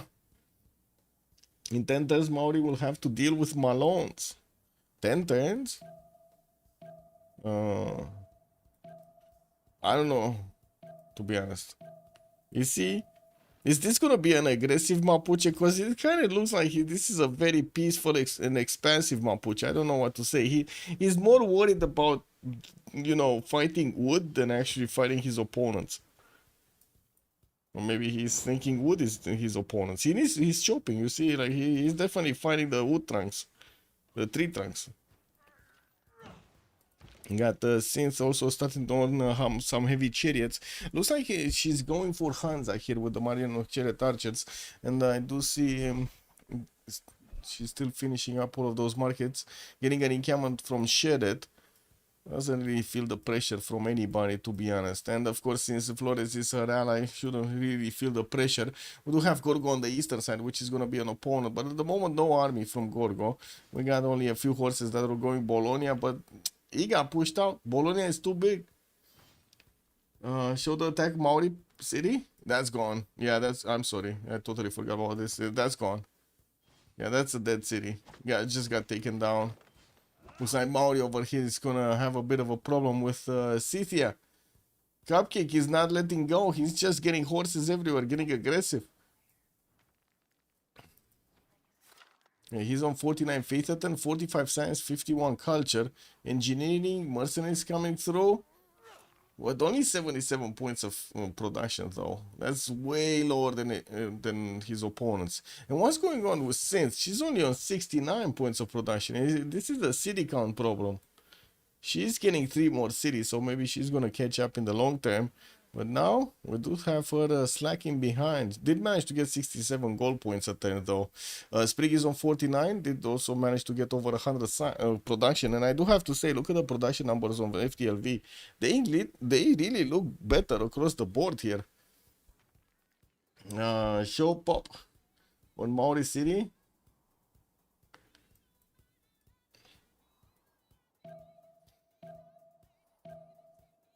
I mean, he did get the holy site here in Engaruahia, but why do you think he's gonna go for holy sites in every one of his cities? He just got 2. Like, as in one, he got the Stonehenge and then he built the one in Engaruahia. Scythia didn't build a single shrine? This is the secret strategy, guys. This is the secret Kurgano strategy. Cupcake Kurgano strategy. Hey, we got a Toa coming through. Looks like a Scythian unit is angry looking. He can pass through. Look at that. He can actually do the damage against the Toa like it's nothing. Wow. Okay, well, that city of Opango didn't, for some reason, didn't. Oh, I see why. He's buying units there. He's getting heavy chariots. What is he on the faith? He's on, at the moment, 194 faith in the bank. 49 a turn. That's not bad. He's going to buy quite a few heavy chariots here. Time to make fun of his enemies. Yeah. He got 2 to insta spread. Yeah. Well, it's not really insta spread, but yeah. I know what you mean. It's automatic spread. Industrial zones being placed down by Mapuche. Still no in camel. Can you imagine this? We haven't seen a seeming Mapuche in such a long time. I guess he's just relying entirely on the ability of Scythia to get the damage going. And to be honest, these Saka horse archers are gonna eat the Toa alive over here. It's just a matter of time. Boom, boom. Look at that. They're also getting promotions. Easy peasy, man. Easy peasy. Horses are gonna follow through. What is the general going north here? There's a settler here, but I'm pretty sure Scythia is not aware of it. I guess they can win now if they can double them on Maori. Yeah, Maori is very important on their side, but I would say actually so is Zulu. He's not doing anything though. Zulu is just getting production up, industrial zones, getting more settlers in the north, and also trying to place down those districts for gold. Right? He's only on 15 gold a 10, but I do see all of the members of the FDLV did manage to jump up over 100 points of production, with Sprigon did it's on 130 plus. You know, we do have Corny on 153. I guess, you know, this is the big Canada we were talking about earlier. Getting to finish his theater squares, and also getting a library from Ottawa, Halifax to get the extra science going. I mean, nice. He built like 16 horses and took 1, 2, pop B6 city or something. I mean, he did force Japan to also react to this, all of this military, and he's forcing now also Maori to react to all of this. This is a big slowdown. And when knights are gonna come out, even the Stoas are gonna look angry. Tiris is getting his castles out in 4 turns, and he does have a few of these horses deployed to protect one of his settlers here going north. Not really gonna be a good city, unless he places it a little bit northward to get that spices in his border. Zulu is also making units to counter Scythia. Yeah, everybody is making units, man. He's forcing everybody. 3 opponents. He's forcing 3 opponents to get units. I would say this is a winner in my book. And we do have him plugging in, getting out 3 chariots from Opango, which are gonna get upgraded next turn. He does have already mercenaries and he's going for his divine right. We are getting close to the next congress here, just 4 more turns until we switch the era. And that was, Flores needs 4 more points to get the golden age through. Now we do have Cupcake securing it. Since secure, no, she didn't actually secure it. She needs 3 more points. Oh, she's getting a theater square here, but wait, yeah, it isn't enough time, right? It's just 4 turns. Yeah, it's fine. It's fine. I'm getting another one of these commercials from the south. That's a +4, easy peasy points also from the Splendid from that one. Corny also needs 4 more points. We do have him still needing to finish amphitheaters and theater squares. Getting the aqueducts so he can boost the adjacency to his industrial zone. Has a nice setup here between Montreal and St. John. Also did pre-place a one. Oh, that's Great Bath from Halifax. Okay. Pompey still in the... Wait a second. Dark Age. Dark Age Pompey getting Jebel. I mean... He needs 16 points, boys. 16 points to get the golden age in the next 3 turns, 4 turns.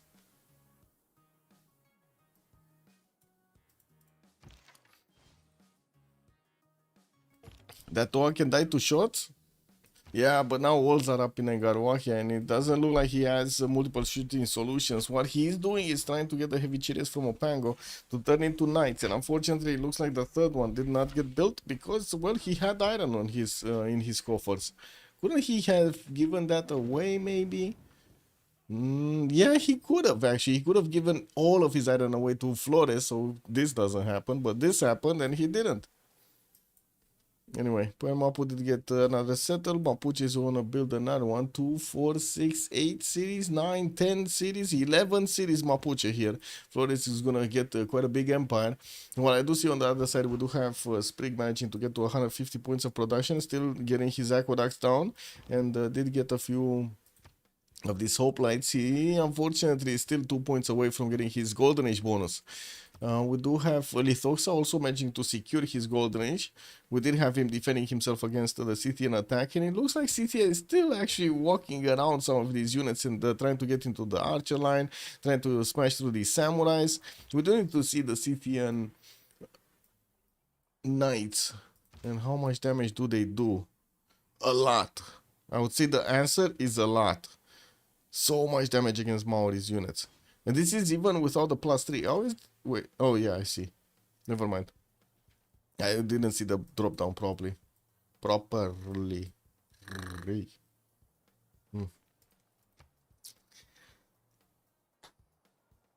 If they were smart, yeah, they would have given. Well, I'm not sure if it's about the smarters or something.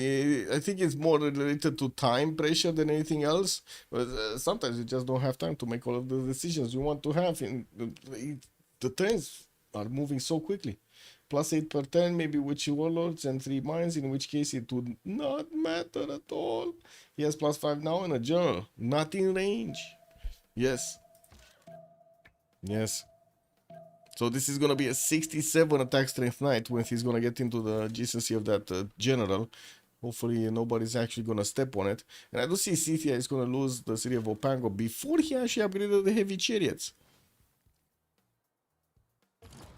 Is he going to get to upgrade heavy chariots, guys? Because now it kind of looks like this is... yeah, this is what it is. The knight is probably going to be the one carrying this, no?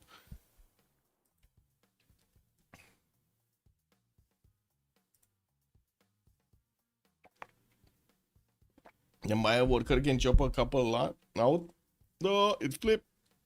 Yeah, it did flip. Scythia pillaged the Mare and the theater square in Engaruahia. And I do see Maori starting to get his courses upgraded. Got castles down. I'm curious if, yeah, the knight is still going to go through the courser quite quickly. Now that the general is in range of it also. Since did manage to get quite a few cities out, and I do see she's on 100 points of production finally. Did secure her golden age, just as Cupcake did. Corny still needs one more point. Pompey is only 5 points away. He did manage to get to roll quite a few of them, and I do see he's starting to also build some spearmen core, actually getting those impulse pre-builds. Jebel Bakar did get finished, and he's also going to get an industrial zone here from Guadalucuza, which is going to be a nice +4. That's going to give him the splendid bonus and push him towards the golden age. Sprig got it. Listoxa got it. Tiritz got it. Okay. What is Tiritz doing? Still needing to get some more traders to connect. It looks like next to him, yeah, he did lose the city of Opango, and now the Scythian units are going to need to retake it. A bit unfortunate that Scythia didn't actually send some of his, governors there. A quick victor would have fixed that for a few more turns. Coupe, nice chokes though. Yeah, Coupe has some really nice chokes. Like, look at that. Scythia actually needs to walk around like half of his empire to actually get some damage through. Well, mostly because he doesn't know what the defenses are in Otatarapaya, but with the chokes, it wouldn't have mattered anyway. And the banana is keeping any kind of attack on Engaroa here. Yeah, we'll see when what will happen next. In the next era, Sprig did manage to jump up to 122 culture turn, while Corin is on 72 science. We do have him also with 87 culture. Now, I do have to say also, it looks like he's not that far away from Scythia. The production is looking a little bit better, but that's about it. We do have Japan connecting everything to the city of Tokyo. While I do see he didn't yet place a city on the coast here to connect with Greece, neither did Zulu yet. He does have a settler moving, and I would imagine he's going to get this one on the coast. Unfortunately, very bad land to actually go through. We do have already Governor Liang established in the capital to give him all of the production and food points on those resources, and he does have a 47.5 point of production capital. We do have him also on 141 points of production. Very good overall. 3 versus 1 against Scythia. They might need to start planning an escape. For whom? For Scythia? I mean, Scythia kind of looks good in this location. No? He's just getting as many units as possible. Did get some pre-builds next to Generals and Shertom Link, and under 4 heavy chariots that could turn into knights. And I do want to see, I gotta say, I kind of want to see the damage counter even against samurais. It's 60 against 68, but that was, wait a second, this one had 67 with the general next to it. This one doesn't have a general. So he's kind of tied with the samurais in the best terrain they could have gone through. That's very nice. At the moment, trolling 2 of them, yeah, that's how you do it, man. You pick Scythia and just build units. Interagency coming up in 5 from Pokrovka, which is going to give him a free spy. I do see Corin is also getting his bronze working end. Mercenary is coming up next. Oracle getting built in Halifax, and he's getting a few more workshops going. Started making points, just as Japan for the industrial zones, and Greece, actually, for Isidore of Miletus. We do need to see when he's going to actually, pick it up. I do see Tokugawa. It was the one that recruited Hypatia, Russia to Darmalon, Greece, and we did have Zankian getting picked up by Egypt. So Egypt got both. He got both extra trade routes. Okay, and then Greece did manage to get 2 of these writers immediately, one after the other. Theater Square Festival projects coming up from Corny, so he gets some, and I do see some heavy chariots are also coming up from Oriel.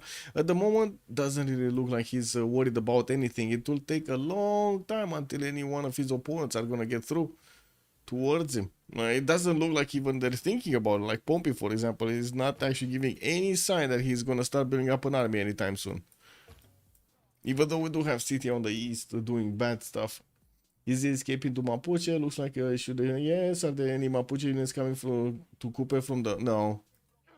Nothing. Mapuche is just passively getting every one of his stats up. 46 science, 50 culture, only 92 points of gold, and also 150 points of production. Okay, so that city did get taken down, but not before one of the knights did get improved. And it does seem like he could try to wrap around here through the north of Kayapoi to try to attack into that city center. There aren't that many units defending, but there is a courser in the choke point between the mountain and the lake. Intelligence coming up in Ngulumapu. More Shemamul's getting placed for the extra culture. And I do see he's starting to get that setup nicely going with the industrial zones in between his aqueducts. Should place another one from William up, another aqueduct. An industrial zone here on the cattle tile. Could actually chop cattle. Okay. Oh, the spectator sent me a warning. Oh no, what am I gonna do? Long term, usually the one trolling runs out of steam eventually. Yeah, it's like a choo choo. Oh, yeah. Told me the tank, man. He didn't have any more steam. Are there any map? I did see that. Next door also, good evening, sir. Let me see what's happening on YouTube. Wait. The Pioneer mate. Good evening, sir. Civ7 is taking a medieval dark era. Yeah, kind of looks like it, man. Unfortunately, Papa's also good evening, sir. Team labels, please. Nathan, good evening, sir. And thank you for reminding me. Also, get this loaded. Good evening. Let me see. So we got COC left side. I hope I'm actually writing this proper. Yeah. And then FTLV on the right. Oh, just like yesterday. Kick. Bam. We got them. Thank you for reminding me. Pop out chat, click button, click this. Helicopter kicker also, good evening, sir. Yeah, COC just went directly for a lot of gold. Is that gonna make up for the lack of production though? I don't know. Anyway, we do need to vote for this, and we're gonna come back after the Congress, and we're gonna need to see how the wars evolve. CTI is definitely on a war path there. Okay, be right back. 2 minutes.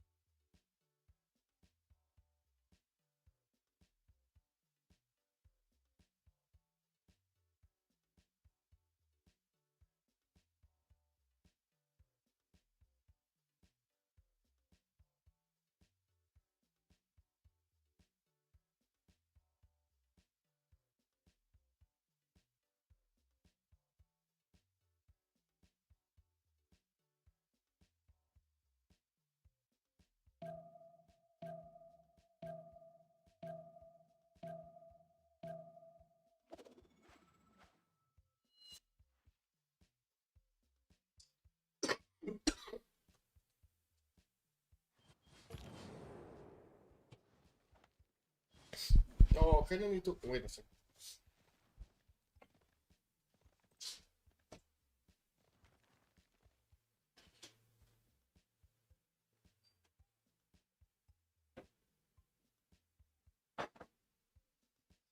Wanted to start up on coffee. It's going, it's going. It's started up. That's a close game, HCW. Good evening, sir, and welcome. Okay, what do we have? CTI is trying to do some damage to Zulu here, and I do see he's putting pressure on Japan with just a few units. Got them back from Osaka, got beaten back actually. While it doesn't look like he's pushing into Maori here in the city of Kayapoi. We do have Monarchy getting another wild policy slot from the resolution of the World Congress. No encampment buildings, that's going to slow down quite a bit Zulu. And I do see also Wilfred Laurier will get his 2 deplo points. Did we have already the barracks getting built? Not in all cities actually. 1, 2, 3. I guess he did build quite a few of them, so, you know, he's fine. He's not gonna get the armories, though. Let's see. Flores, Free Inquiry Golden Age, 98 Science, 54 Culture. We do have him with such a big empire. 2, 4, 6, 8, 10 cities. Amazing. Intelligence coming out from Engulu Mapu and placing quite a few Shemamos to get those extra culture points. I do see he still has Magnus plugged in Willy Mapu, and we're gonna need to see what is he gonna chop here. Was this industrial zone from Willy Mapu? Yeah, it was. So Willy Mapu does need to actually grow a tile here. I mean, to be honest, he could just chop the cattle tile for that extra food. Cupcake is 60 science and 40 culture on drums of war, Golden Age on Tomeris. We just have him on 5 cities, and he's using his faith portal to buy as many units as possible. And got quite a few sakas, and I do see now he's switching to crossbows and knights. Has a lot of pre-builds. Actually, wait a second. These pre-builds could go through Japan's defenses quite quickly and hit him where it hurts. Right smack in the middle. Oh, man.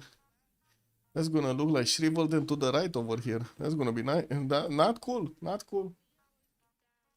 Since 73 science, 82 culture, Pembrasian voice, 2, 4, 6, 8, 9 cities. Foreign ministry coming out from Rakedet, and I do see Pingala from Thieves, while we do have Akura scanning through. There are quite a few commercials getting built here in her empire, and it kind of looks like she is gonna fully focus on making gold here. 147 points of gold per turn with 128 points of production at the moment. And we do have Corny also, 80 points of science with 136 culture. And I do see he's starting to get a few knights out. First of all, he increases his garrison defense strength and maybe gets a few units to push back any kind of invader.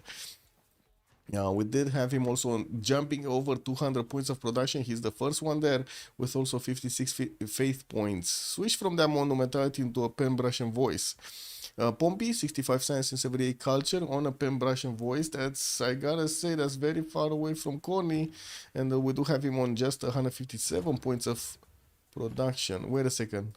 What is Scythia doing? He's moving all of these units, including the heavy chariot that he never upgraded, towards Zulu? Oh my god.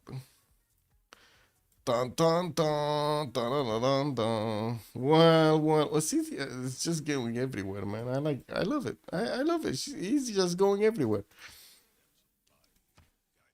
Sprig, also 80 science, 120 culture, 183 points of production, 2, 4, 6, 8 cities, starting to get his amphitheaters into his acropolises down.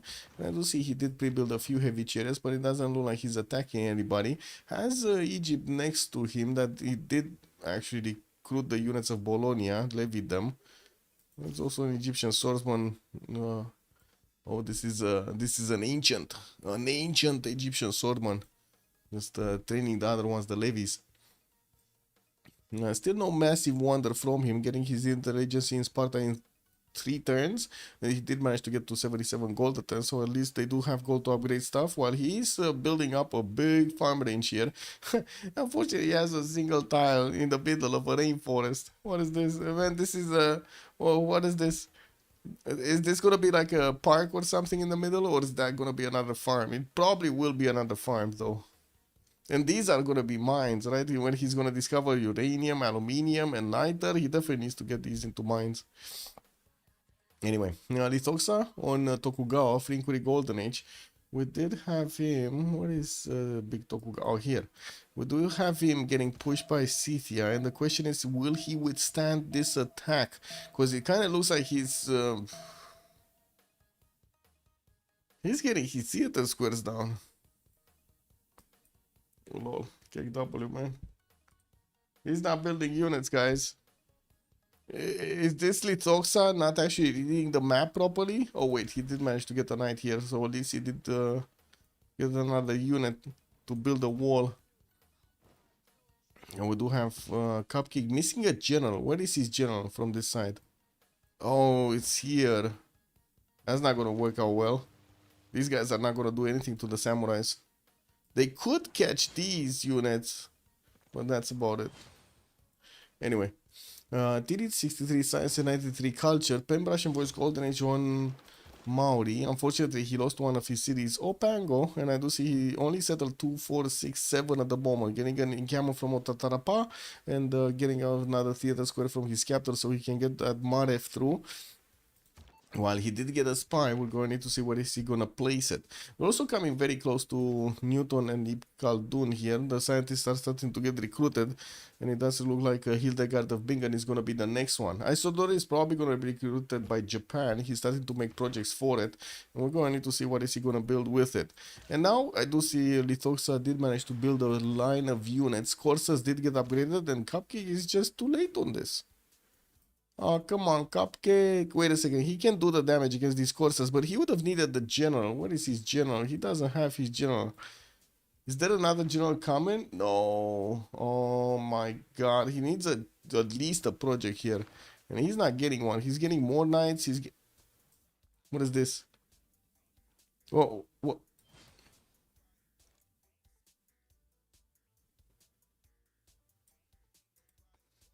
Ding ding ding ding ding ding ding ding ding. Ding ding ding ding ding ding ding ding ding ding ding ding ding ding. Do you see what's happening, guys? Do you see what's happening? This is so cool. But unfortunately, he gave up his hand. No, man. Why do they not have patience, man? Why do they not? If only he would have waited until he had all of his caravels down. Like the caravel take, it's only one turn. Only one turn. He would have needed to wait one more turn. He just gave up his hand to Tiritz. If Tiritz sees this, smells this out, he might actually get a few units. And it might actually help him defend this. Tiritz is, unfortunately, he's just getting education and getting his Diplo service out in 3. He did need to go castles, and that is a technology that I don't think Mapuche did get. And he just went top 3 immediately. And we do need to see when he's going to upgrade everything. Next turn? No, he's not even upgrading next turn. He's going to take another turn. What? Only, what, 6? 6 of these boats. Beautiful, though. I love this. He should have upgraded first. Yeah, I think he doesn't know. He doesn't know. I mean, yeah, but you see the city. You see the connection city. You gotta smell this out, man. Like, there's no reason for Mapuche to put a connection city like this unless he wants to do something bad to you, right? He's basically exposing himself to your possible fleet with a city. That's a big no-no. Big no-no. Big Ziv sin. It's like getting caught with your pants down. What is this? More night cores getting 2 turns here from Zulu. And I do see he's building up more commercials. He's still struggling with the gold per turn, but did manage to jump up in production quite nicely on 172. More industrial zones getting built. Nice setup, by the way, with the aqueducts giving all of these industrial zones the adjacency. We got some +7s, +6s, and +4s. And I do see he can still use that for more here from Monobamba. Yeah, so Scythia is gonna like significantly struggle to do the damage against Japan here. It's either not enough range shots or not enough units to attack into a single one from Japan. And it looks like Japan is going to be safe. Not without its sacrifices, though. He did need to spend quite a bit of gold. And he did need to actually spend quite a few production points to also get the units. Ethelfred is in Shertom League, so it looks like Scythia will get a knight giving, or I should say a general that is going to give bonuses to the knights. They moved it to Torre de Belém. Yeah.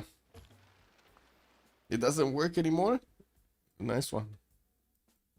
Okay, come on, caravels, caravels, caravels. Caravels, caravels. We do have Flores here that is eating away the gold of his teammates. How did they spend all of their gold? They have like 350, 70 gold a turn. And they spent all of it. Oh. Anyway. This is what it is. And there we go. Maori just got a heads up. This is what I was saying. Maori got a heads up. Got him getting butters in 1 turn. He did manage to get 78 science points. And we do have the 4 caravels starting to get through here from Mapuche. He does manage to get the extra +5 also because Maori is in a golden age. So that's definitely going to help out. And we do have him also with Lee Felixson as an admiral. While Maori... Wait, he doesn't have an admiral? How the fuck? How is this possible? Uh-oh. Artemisia just went. Oh my god, this is the Artemisia from the 300. He just went to meet. She just went to meet Mapuche's admiral. What was his name, by the way? What's the name of the dude from the second movie of the 300? Does anybody remember? Like in the first one, it was Leonidas or something, right? But in the second one, has to Victor IG, Flores literally crazy govs. yeah. Flores is like this build from Mapuche is amazing. I love it. Yeah, 3 turns for a spy from Engulu Mapu. And as Echo was saying, Maori gets to do useless defense, maybe by design.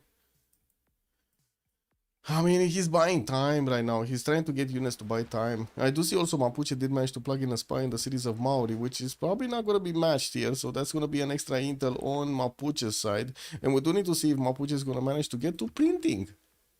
He's going iron working, exploration coming up in 2, while Cupcake is getting printing next turn. I do see also Lithoxa is going to match that at the same time, actually. Same time, no bonus. I also mixed them up by a questionnator. It's plus 13 for Mapuche. Yes, comrade, it's amazing. That's some big muscles right there, no? So was Reina worth it or no? Some good Mamul. He got defender on Coupe. Wait a second. Yeah, he got defender. Jesuit education with defender. Where is he on the faith? 44 faith at 10. That's a pretty good Jesuit. Not bad. Not bad. And yeah, he did manage to convert the city of Otatarapa. At least that's a plus 3. That basically ties out the extra intel. Well, it depends if Flores is gonna get his printing before Maori, no? Because at the moment Maori is struggling to get cartography. He's 3 turns away from cartography. Okay, that's 1 unit down.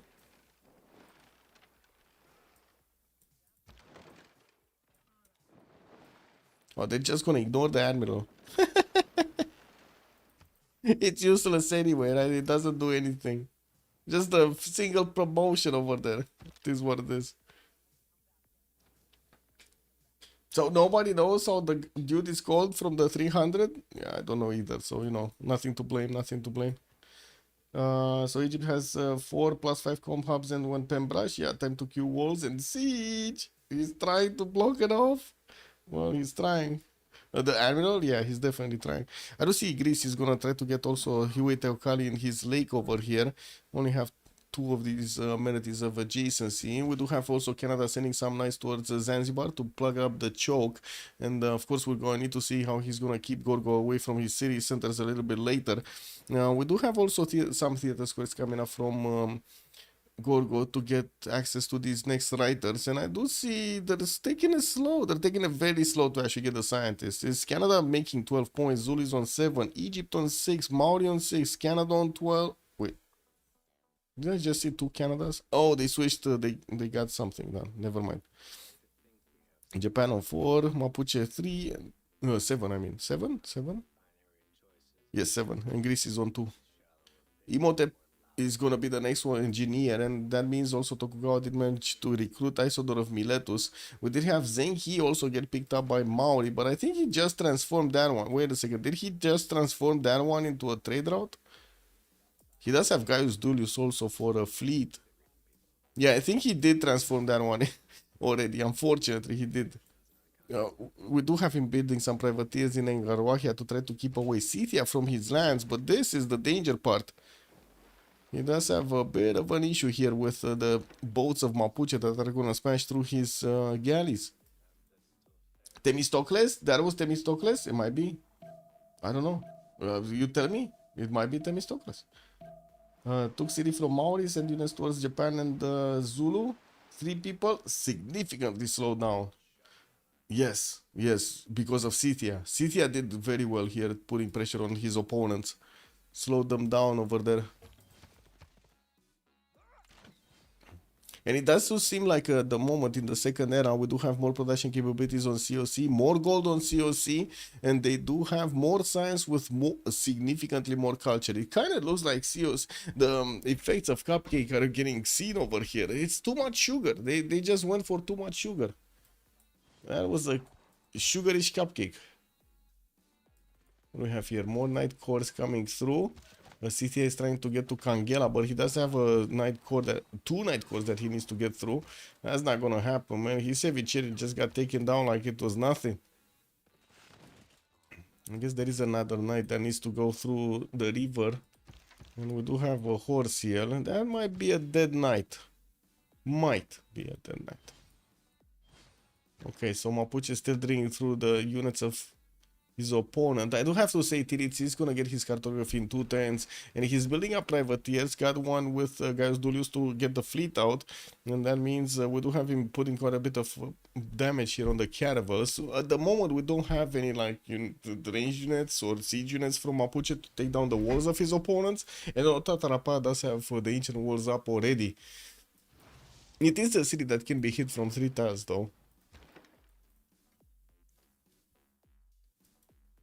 Egypt, still free simming away, getting a few units on the east, just pre-builds to keep away a possible attack from Greece. And we do have hurricaning those trade routes to connect to the capital, probably. What is he? Oh, she's starting to actually get the externals up.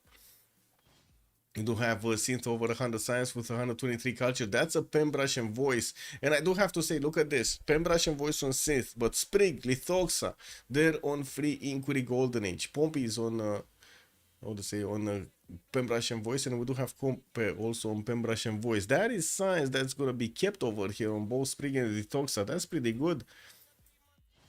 But I do have to say it looks very, very good on, sorry, not on Sprig, on Lithoxa, on synth and Corny, I wanted to say, not the other way around.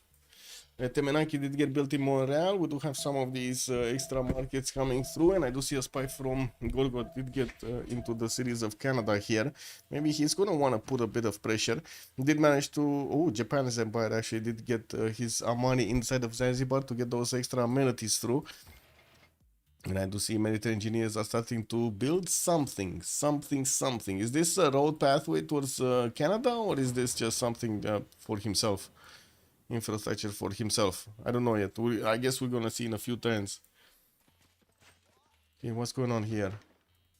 This caravel needed to move away. There is a privateer that is getting back in the city of Kapiti. Oh, wait, the fleet moved in Otatarapa? Or were there 2 fleets? I'm pretty sure there weren't 2 fleets. Anyway. How did that guy move through the caravels into the city of Otatarapa without getting stopped or asked anything? Man, that's like the Millennium Falcon. He just went past the Empire, did not stop for even a hot dog. Or fish and chips. I guess depends on where you are from, man. I don't know. I guess take your pick. Tuk City from, yes. Pogi Wogi. Kebab. Yeah, kebab, very good. Not all kebabs, I gotta say, not all kebabs. Some kebabs are better than other kebabs. It kind of depends on the cook. You know, you have good cook, good kebab. You have bad cook, bad kebab. It just is what it is. Oh my god, do you guys have springtime? I don't think you have springtime, right? Springtime France or something. Like, that's the best kebab I've ever eaten, by the way. No. Fast food. No, not fast food, man. Fast food. No, you don't have it. Wait, what is this? Spring Motoban. What is this? Oh, you might have it actually.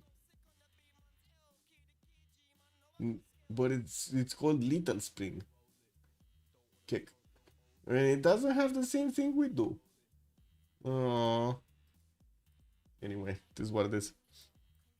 Mr. Toes, good evening, sir, and welcome. It looks like Freritos got unlucky with CS skills again. Iulia Marius, bună seara, domnule, și bine ai venit. Ah, you like the kebab also? Yeah? Is it a crime to put ketchup in kebabs and shawarma? I mean, it kind of depends on the ketchup, no? You break the pasta and put the ketchup on it. Get all of the sauces, man. All of the sauces inside. Spicy. No? You don't like the springtime one? Oh my god. Okay. Sure. Tell me, you like Dristor? But I like Dristor also. They were kind of nuts. I did once, I was very drunk. Oh my god. It was like 5 a.m. My ears were ringing. I was just getting out of a club with a few friends. We were like wasted. We were like talking loud because we couldn't hear ourselves anymore, ears ringing, club loud music, KW. And we started making fun of a lot of stuff, including the teller, which unfortunately kind of ticked off the, how to say, the bodyguard. he was like what roughly with us. Imagine like we were like kamikaze anywhere at 5 a.m. We didn't care about anything. Oh man, that was quite a scene over there in Old Center. This is what it is, man. Hey, look at that. CTA is actually trying to push through. He's getting a little bit of a squeeze over here on Japan. We do have the crossbow starting to do the damage, and it looks like he could actually take out the Japanese crossbow from the middle. A bit of pressure. I don't know why he's putting pressure on Osaka, though. I think he should have focused everything he would have had over here in the middle, so he could actually breach through and keep following up, keep trading units. Yeah, Cupcake is indeed proving all the haters. Oh man, this holy side build, bro. Amazing, no? Amazing. He got the shrines, he got the temples. He's getting that faith through. He's on 81 right now, 81 faith. But unfortunately, he only has like 76 science and 45 culture. But his sacrifice will be remembered. I bet you this. His sacrifice is going to be remembered. He sent the horses north and west and took a siesta and then raised the city and put the pressure on Japan and then got back and then did this. And yeah, he was everywhere. Cupcake was just everywhere. I'm telling you, this is like sugar rush in the game. He's surely gonna die though. Maybe he can get a safety settle back to Mapuche here. I don't know if Mapuche could actually breach Maori's defenses. I see him trying on Kapiti, but that city is gonna get ancient walls and that attack is gonna be over. And it's gonna take time until he's gonna get more privateers. One more privateer. Because Willy Map was building one in 3 turns, trying to get a chop also on it. Has 2, I guess. He could get 2 chops on this. And that city is 28 points of production only. We do have now caravels from Maori. They don't really have the damage that Mapuche has, especially now that these caravels of Mapuche did actually get the first promotion and got that emblem, the extra +5. He does have also the Admiral. Oh, finally Maori did actually recruit Himerios for himself. Nice. Okay, what is Corny doing? Corny doing corny stuff. We got amphitheaters coming through, more theater squares and some campuses from St. John. Magnus in Sherbrooke, so he can keep on chopping. While I do see he did finish Great Bath at Temenaki, Colosseum, Temple of Artemis, started to get the ice hockey rings. Is on 159 science and 204 culture with 290 points of production. That's the most production in the game by far. Also 67 points of faith. It kind of looks like nobody can actually do stuff to him. We do need to see if Pompey is going to manage to get more science up. He's getting pressured a little bit. He's being forced to get a little bit of an army to defend himself against the Southeast Scythian army and the North Scythian army.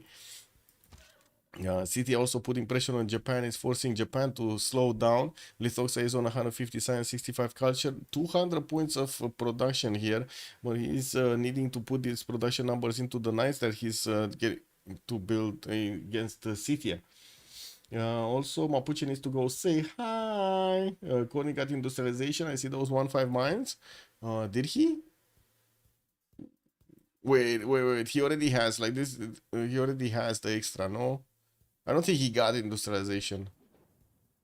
He didn't get. He's square rigging in 3 turns. It's just the extra production that you get from Canada. You got oppressed? Uh-oh. Judo Australia 232 Science turn 55 on pen brush. Oh no. Yeah.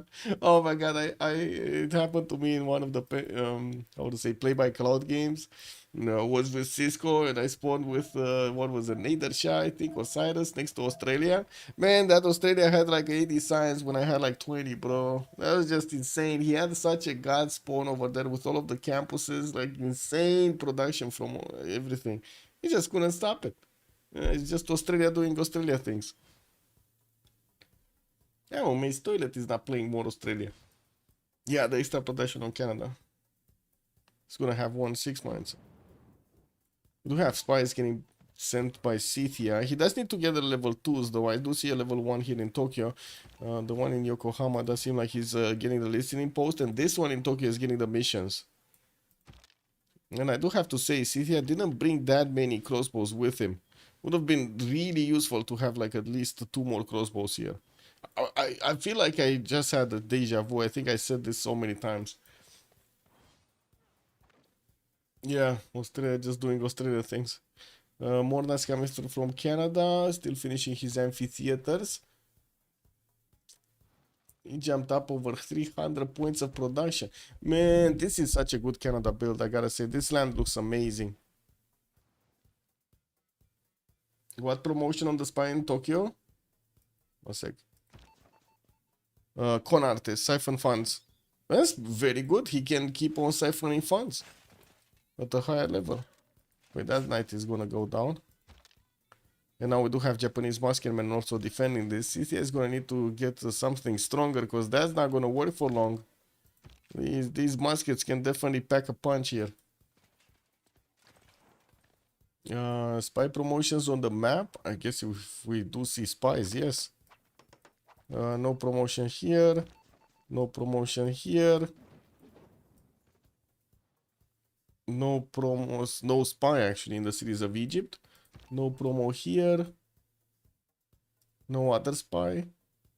Ooh, wait, Canada recruited something. Emily to shatter the next scientist. Oh, still no Newton or Rip Caldon. Marco Polo did get recruited by Canada for an extra trader of capacity, and that's probably gonna go towards Cynthia anyway. Okay, what's that? So first privateers coming through. Pre-built squadrons are also coming through from Willy Mapu for the frigates. Very nice. So Mapuche is gonna follow up his attack against Maori with frigates. Okay. Nice. Did we see more spies? I didn't see more spies. No, nothing here. Nothing here. As in, there is a spy, but there is no promotion. Promo here in Mapuche. That's a disguise. Okay. From Mapuche's thing. And this one, nothing. I think we kind of looked on everywhere, right? Okay, Zulu did finish with the problem to the northeast. He's not putting any kind of pressure on Canada, unfortunately. And I do see him still getting quite a few night cores out. Going for gunpowder in 4. Nationalism coming up in 2 turns. It's gonna take a long time to actually get an army. What is the city-state situation? We still have only 2, 4, 6, 7 city-states. I do see Brussels with Hong Kong are going to be the ones for production. Pompey is going to keep one. Sprig is going to keep the other one. Samarkand of Flores. We got Sprig also taking Zanzibar for himself for those extra amenities, which, to be honest, I'm actually super surprised he's still alive here. Now, we do have Lahore also for Cupcake, and then Vilnius is going to be kept by Tiritz. Don't forget Bologna. Bologna is a synth, and it is a 39 an envoy state. Wow. I do see Greece is a bit annoyed of this, and he's sending some units to pitch the tiles of Bologna, squeeze some gold out of it. And we're going to need to see if we're going to have some form or another for Tiris to come back into this game. You know, he kind of needs to build boats now. He only has 2 cities to build boats from, but I gotta say that's 1 city more than Mapuche has, since this one, Puerto Mapu, is just building a harbor in 25 turns, man. 25 turns to get a harbor. Man, the game might literally be over before he's gonna get that harbor finished.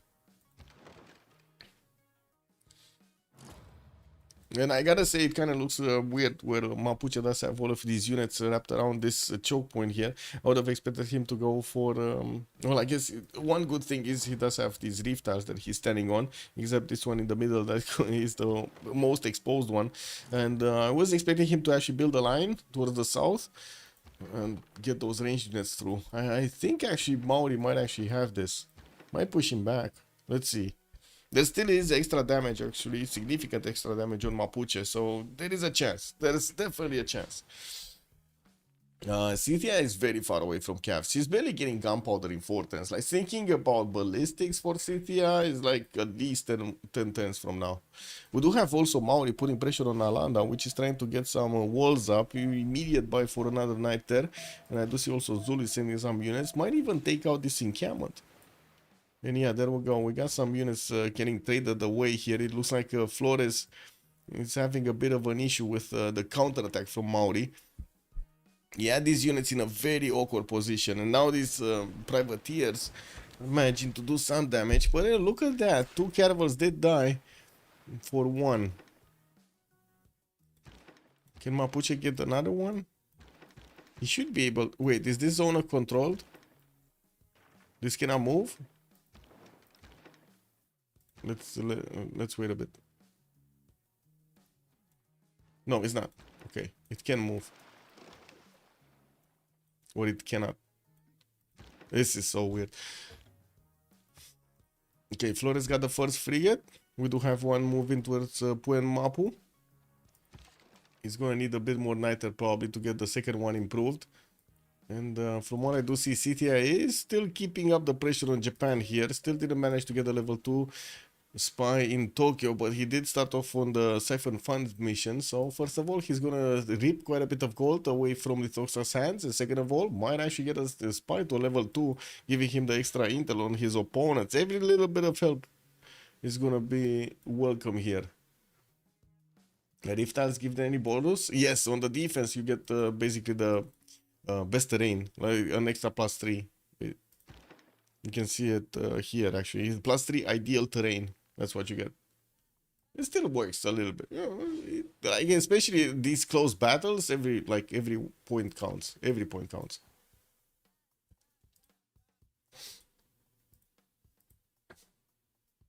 Tapesh, good evening, sir. Temistokle. Okay, so we got a confirmation here. Temistokles is the dude from 300. The dude. Forbidden City started off on Canada, did finish that Oracle and built a few theater squares around it. We do have Canada still 200 science, 250 culture, 350 points of production, and started getting some tourism. He's on 92 a turn here. And looking at the culture screen, we do have Courtney already 7 out of 50 for the culture victory. That's gonna be, I gotta say, when he's gonna start putting down forests and getting those national parks, this might go quick. We do need to see if Sprig is going to manage to get the culture defense proper. He's on 218 culture of his own, and I do see he's building up Angkor Wat for an extra population in all of his cities, or I should say each of his cities. While we do have him sending more cities towards the west, he's going to get closer to Egypt here. Canada is on a wonder religion. I mean, he did have reliquaries with pilgrimage. Yeah, he didn't improve his religion at the moment. And we did have, look at this, nobody's actually going for nothing from the shrines and temples. No choral music, no feed the world, no work ethic, no nothing. Okay. Oh, crossbow did die here of Scythia. And still we need 2 turns to see what's going on here. Mapuche lost all of his caravels? Oh, he went into the deadly part of this map, man. That's just nasty. Well, he just lost all of his caravels. Like, again, I don't know why he started fighting over here, because he definitely wouldn't have won that fight, right? Maori did have quite a few of these privateers, which were shown earlier. They did actually shoot. So, kind of was predictable, no? What will happen.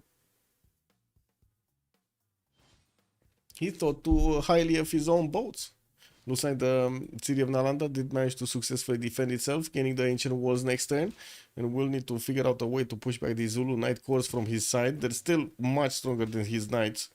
Definitely cannot trade the punches proper. So many good Kurgans. Look at this, +7. Very nice. So much gold coming out of this.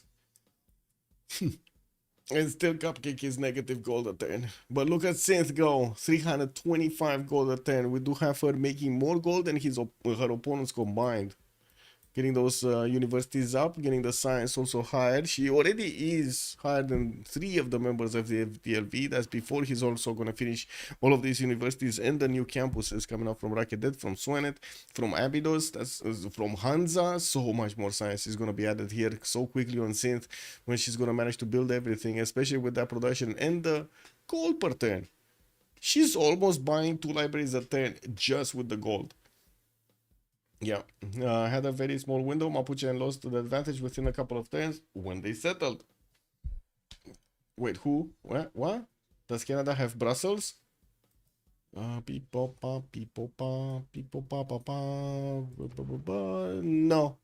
No. Brussels is Sprig. Courtney did have it, but he didn't keep investing his envoys into this. He probably thought Mapuche is a bit too close. No, sorry, no. Actually, that should be his city-state. Mapuche is his ally. So what is this? WTF, man? Oh, well. Well, we do need to see if Mapuche is going to get out of this alive. And it looks like he did manage to get his caravel back. And to see Maori is coming through to see what's going on. See if there is a unit here. Yeah, there we go. He spotted the privateer. That privateer is going to die. 2 caravels that can attack into it. Never mind. It is what it is. Gave its life so the caravel can survive.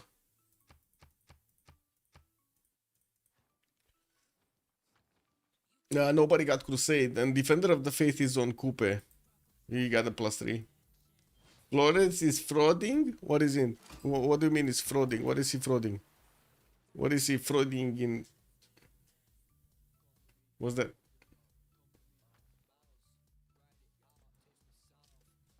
Oh, wait a second. Canada actually built a few frigates to go against Zanzibar. Huh. Okay. I mean, that's definitely going to be worth taking away those extra amenities from his opponent. He's the happiest empire anyway. Did manage to get to that 300 culture mark and almost getting over 400 points of production. Starting on his workshops and is getting his industrialization in 3 turns. That's definitely going to put him over 400 production. For missing 3 also getting built in Ottawa. That's the second specializing building of choice in his government plaza. And still working on Forbidden City here from Halifax. Vancouver going to get Alhambra. Very nice. Angkor Wat, Sparta. Campus is coming through. And I do see traders also from Argos. Oh, there is a bit of a pressure here. Egypt is sending some units towards Greece, forcing Greece to get some defense. Greece was pillaging the lands of Bologna, and it looks like it enraged Sith until she got those units to defend her city-state. We do have Synth also managing to get those districts built, but it looks like she didn't actually jump up inside. Maybe she switched some cards or something. Yeah, it looked like she was higher in science earlier. Anyway, we still have 3 universities that are going to finish next turn. Oh, it was only 2 campuses that finished. Never mind. And she didn't actually build anything in them. Like this one just selected the library, didn't build it. This one just selected the library, didn't actually build it. We do have Pompey 3 turns away from ballistics, also civil engineering in 2. I do see he is gonna try to put pressure on Canada, getting these night cores actually towards the borders of Greece here, so he can upgrade them there. While in the meantime, he's still building up his campus count. He's just getting the pre-builds ready. Are these gonna be enough? Because he does need Cuirassier pre-builds to go against Canada, and I do have to say Canada at the moment doesn't really have that many units on the choke point on Vancouver. While he's getting his industrialization faster than he's trying to get ballistics or the CAF technology, military science. We'll see if these units are gonna be strong enough. Natural history also coming out next time. Oh, wait a second. He's gonna get his unique unit. The biggest, the baddest CAF ever. Wait, that never attack was a fake attack? Was a fake attack? We got 4 frigates now coming through. they will start doing that damage against Maori here. He does need more caravels, and I do see he's starting to build some. And he's still confident that he's gonna build a harbor in Puermapu. Really? Has 16 turns. 16 turns. Trick Cooper to build useless navy. Oh, that's the trick. That's the fake. Yeah, I guess so. Colossus getting up in 3 turns here from the capital city of Maori. Wasn't this getting built earlier? How did this not get built? Oh well, I guess he moved away to get something else. And those Canadian frigates may be more important for the defense against Zulu. Yeah, they might become very important here in the choke point. Zanzibar looks like he's going to be taken out quite quickly. We do have the walls almost down. Next turn we're probably going to have Zanzibar dropping to at least half HP. And the knight will need to follow up the attack. Don't really think he's actually going to go next turn. Probably in a turn after.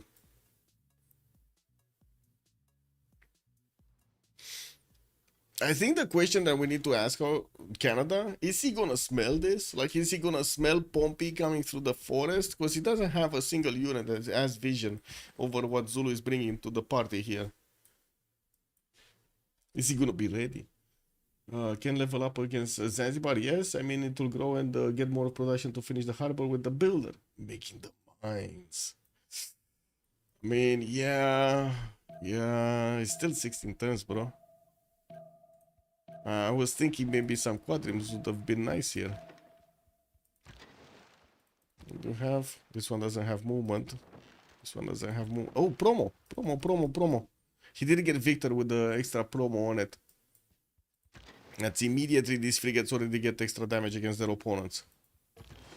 And to be honest, the caravel really needs to stick into the city center so he can actually get the full heals up. Otherwise, he's gonna get a penalty of 5. I guess less 5 per turn. 5 less here per turn. It's 16 turns because he's working 240 tiles. Now he's 15 turns. Yes. He needs to keep improving. This builder does have another 3 charges, so I'm pretty sure he's gonna get some. He could have bought another 2-2 base here. Another 2-2 tile. Why has the Mapuche? Yeah, I know. Why? Wait, which tiles? What do you mean? Mapuche? Oh, right, these ones, like the 2 tiles. Yeah, I don't know. Could have. He didn't. He does have so much gold. 270 points of production, 70 gold a turn. Also 237 science, while Tiritz is 113. Oh my god, man, it's happening again. We got 3 members from COC over 200 points of culture with science with a lot of culture and significantly more production, except Cupcake. Cupcake is, I guess, actually the odd one out. But to be honest, we kind of understand him, right? He's the one right now trying to keep away Japan, but put so much pressure on everybody. Kind of understand him. Red flag. Red flag. Yeah, that's unfortunate. And the ocean tiles where his frigates are holding the ground.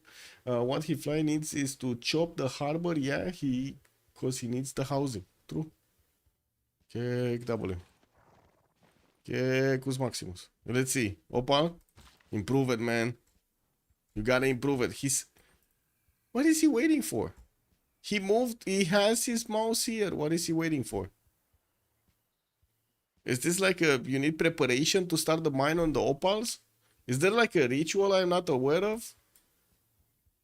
Like, you know, one of those things. You need to eat in the morning something. In the middle of the day, you need to do some meditation. And at night, you're going to need to go and light a candle somewhere on the witch street and something. And then you can have access to actually, you know, touch the opal. To actually improve it, you need you need more stuff. Zanzibar did get taken down. That was Canada giving.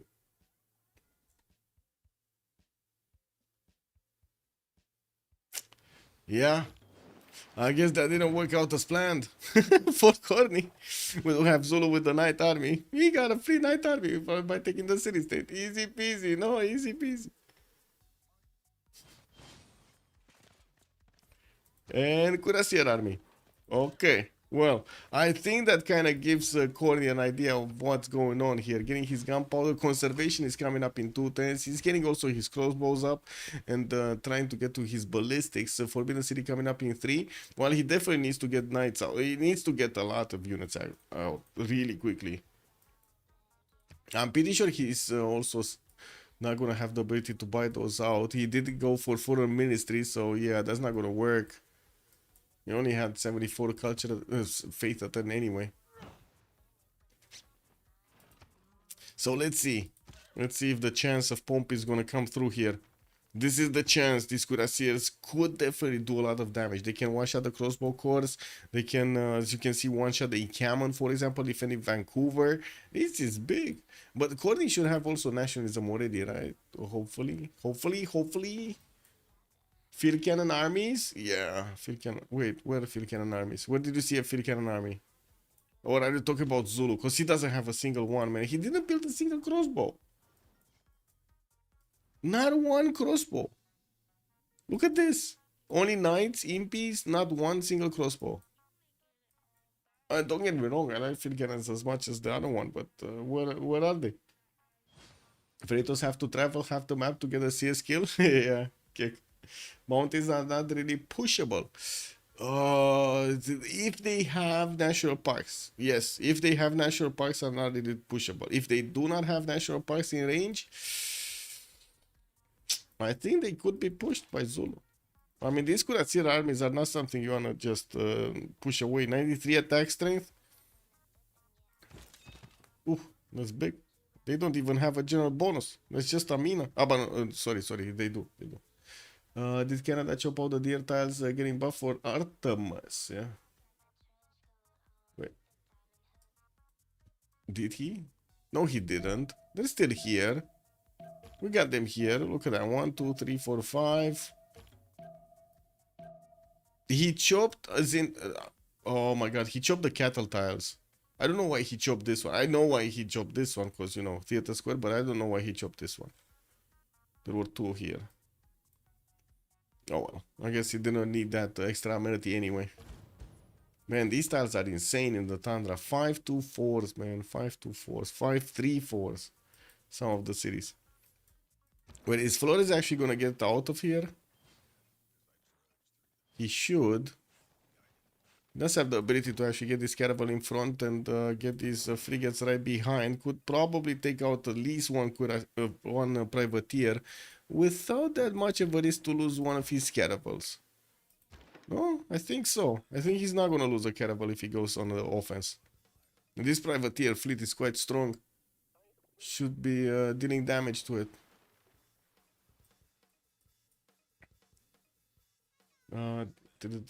Flores should have went refining for battleships and not ironclads. Kick. Yeah. Well, we'll see.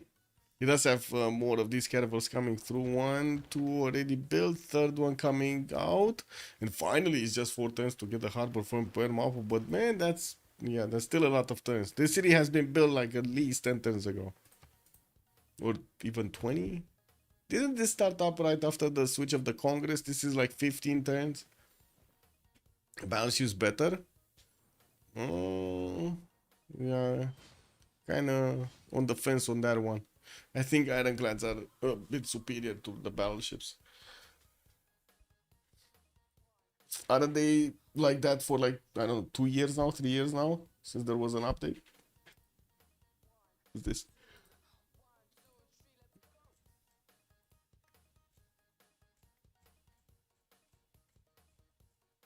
What's going on in off topic, guys? Nothing?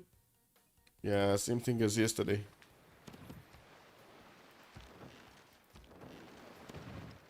Okay, so one privateer did die over here. And looks like we do have a frigate fleet being created by Mapuche. Well, I do see him going for that steam power. I don't think he has enough caravels. Just 2, probably not going to help. We do have Maori also getting quite a few frigates of his own. Still building up caravels. Still using just 2 cities to actually get this done. Cannot actually use the capital city for this production. Cannot connect. He cannot connect to the southern cities, unfortunately. Has hills, and this is just not going to work the right style. Unless they're gonna carry the ships. You know, that's always a possibility. Oh, that's a lot of cuirassier armies coming out from Zulu. I think his whole thing right now is actually to go against Canada. Can Canada hold? That's the question. We got some piemen coming through. These Night Corps are taking so much damage from the Cuirassier army. Canada getting crossbows, also managing to one-turn all of these techs, getting military casting next turn. That means he's gonna get really quickly his ballistics up in 2 turns, while we do have him still working on universities. I'm actually surprised he's not getting units out. Now, we do have him finishing up also conservation. Where are the mountains? Getting also piking shots. Oh, James of St. George. Wait, Newton, Ibn Khaldun, hello. Egypt did manage to get Newton, Ibn Khaldun. Oh my god. Canada, Ibn Khaldun with +6 amenities everywhere? Oh. Okay, he doesn't have +6. How the fuck? He doesn't have +6 amenities anymore. With Colosseum and with Temple of Artemis, a big one with +17 Temple of Artemis. He still doesn't have +6 everyone. Hello, little one. The little one is just starting to smell stuff around me. What are you doing? Hey. Surprised Canada didn't go GMC? Yeah, he probably thought he doesn't have that much faith. Like, it's only 74 faith of 10, so yeah, not that big. We'll have a pause here in just a minute. Looks like we did jump into the new Congress, and it's dark, golden on Corny. Reform the coinage, and he's getting those extra gold points. And I gotta say, they have so much more gold over FTLV. 20, 113, 11, and 71 here on FTLV. On the other side, COC 116, minus 24 short on Cupcake, but then 327 and 270 on Corny. That's quite big. I do see Cupcake has major problems. Japan is pushing him back. We did know this is gonna happen, right? We were expecting Cupcake to have major issues here. He's still gonna invest all of that faith into units, and I do see him hard building as many as he possibly can. As Mapuche is upgrading his ironclads, that's gonna be a significantly stronger unit going against Maori's fleet here. FM is the best. Is COC low on luxuries? Next door, good evening, sir. Let's see the continents actually. So it's 1, 2, 3. No, I mean they already have 3, and I just moved the one single screen. I don't think they have problems. Anyway, be right back 2 minutes, and we're gonna see what they're doing, man. If Canada is gonna survive.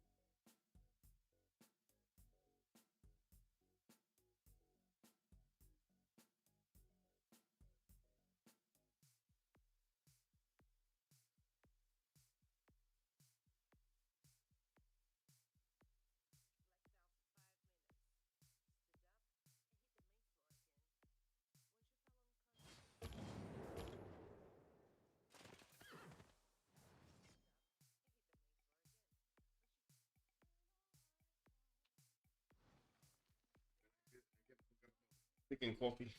Okay, don't need to start off from the heating though. Started to get cold. It's a bit, actually, it's extremely hot. It looks like we kind of lost a month in heat actually in Romania. It used to be like it's in we got an extra month in heat in Romania because it used to be like cold started off in the middle of October, like very hard.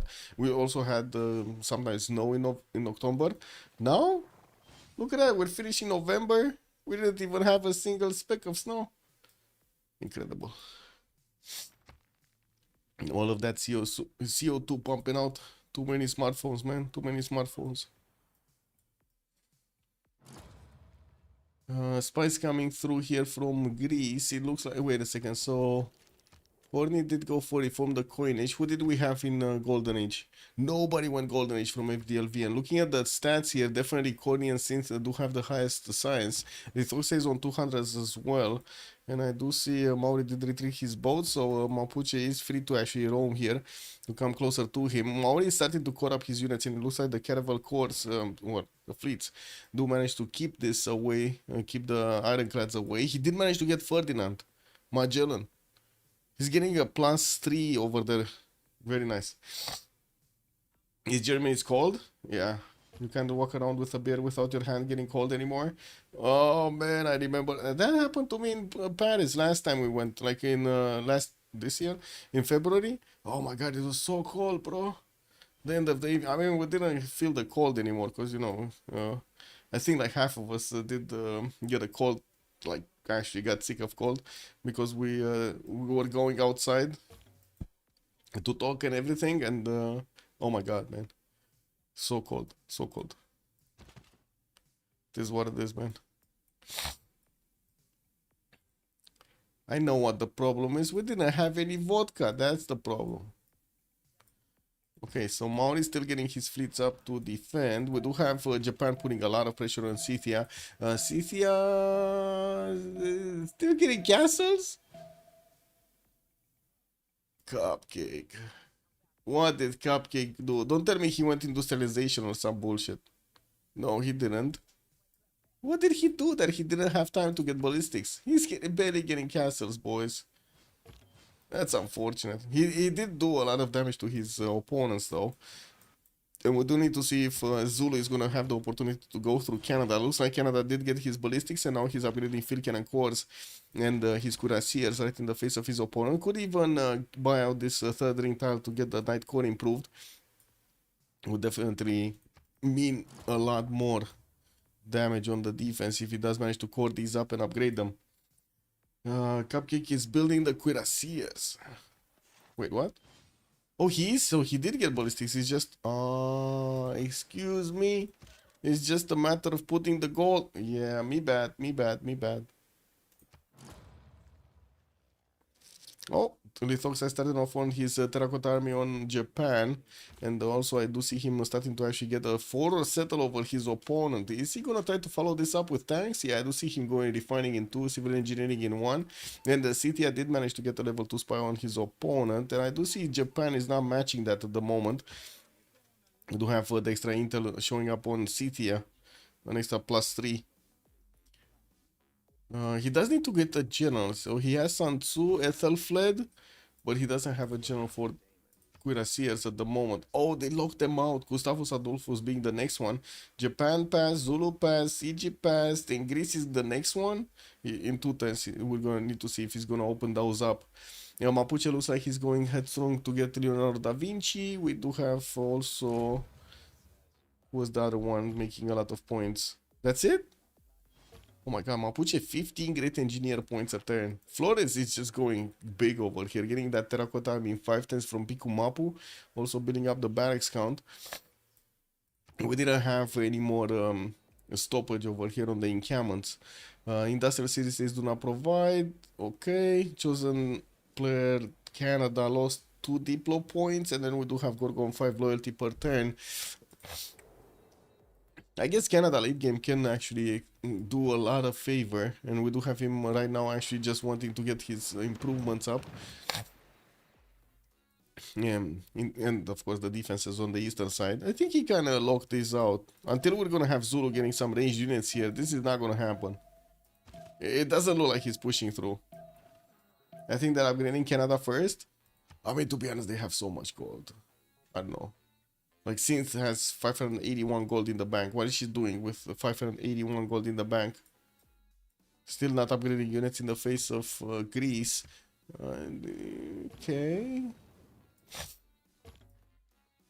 Industrialization coming up for spring next turn for Greece, and I do see him on 329 points of production, significantly lower than both Synth and Corny. Even Flores actually has more production than him. Zanzibar just flipped, and I do see Zulu just got left with watching it, basically. He's just watching it. Cleo is getting a chariot rush against some, well, he's getting chariots. Yeah.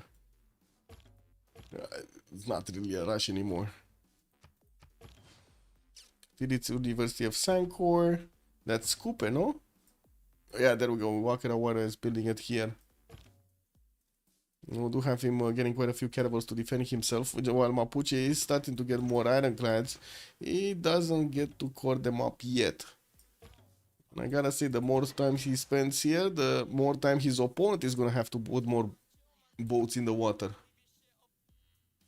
A flight coming up in 3 from Corny, and I do see he's getting Alhambra built in Vancouver, starting to work on his mounties, getting also the coal power plants to increase his production capabilities. Already jumped up over 500, and the Forbidden City did get built in Halifax for an extra wildcard policy slot. Alhambra is going to give him an extra military policy slot. He does have also a tile, or a few tiles actually, if he wants to use Potala for the Diplo. Ce-ai făcut? Mai deschis ușa? Athena. One second, let me close the door because it's starting to get cold and Athena just opens it and it's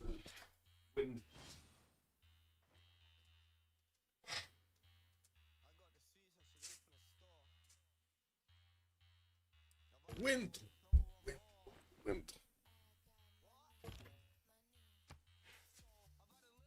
Yeah, so when Japan tanks to overrun Scythia and went to escape Cetra, Japan is still working on getting tanks. Refining coming up next turn. He didn't get steel walls yet, so and he still needs combustion. But he's bringing a settler that is gonna be for city towards Scythia to upgrade from there. We do have Scythia still getting quite a few cuirassiers, getting hard build from his cities. And you see he still has that 111 faith attempt that he could use ideally to get one of these cuirassiers out. How much does it cost to buy a cuirassier with faith from Scythia? Is it like what, 180 or something? What ce faci, man? Athena just wants to make herself, her presence felt basically. Somehow. Doesn't care if she's destroying stuff.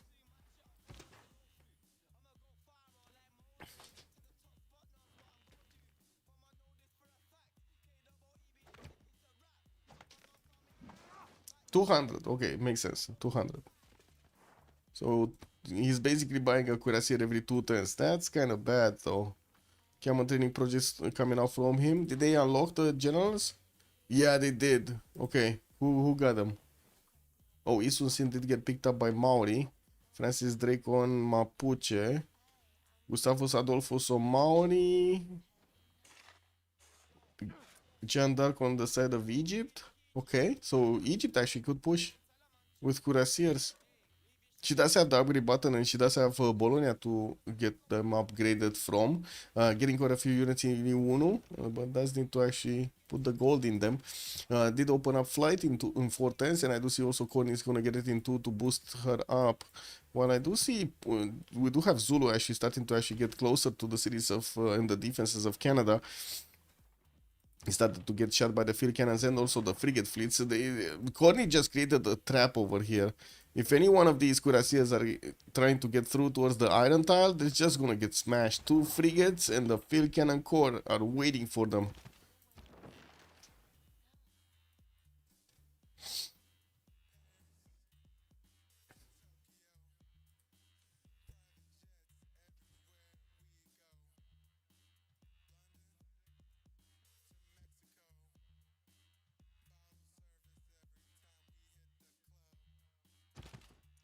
Quite a few Cuirassier armies did get upgraded here from Zulu, did get built. Military Academy is coming up next from him for more production, and also the oil per turn. While we do have Pompey barely getting his rifling in 110 armies, it's gonna take a long time to get to his tank armies. We do need to see, well, it's quite a bit of time. He's only on 190 science and 363 points of production, while Corny is, wait, he went lower than 500 again? Still getting his mounties up. Did he not get one? I'm pretty sure one was getting built, but I guess I thought it was getting built in Halifax, but it was in Ottawa. Toronto is gonna get one next turn. Definitely needs to put some form of a national park here in the south of Vancouver or on the east side here. Doesn't really have that much appeal though.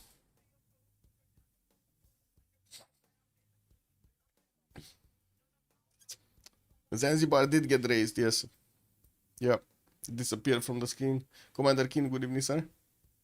Also, Japan will get, but he was engineer on it, so Japan did get it. Wait, Japan got it? Yeah, it's not here in Pikumapu.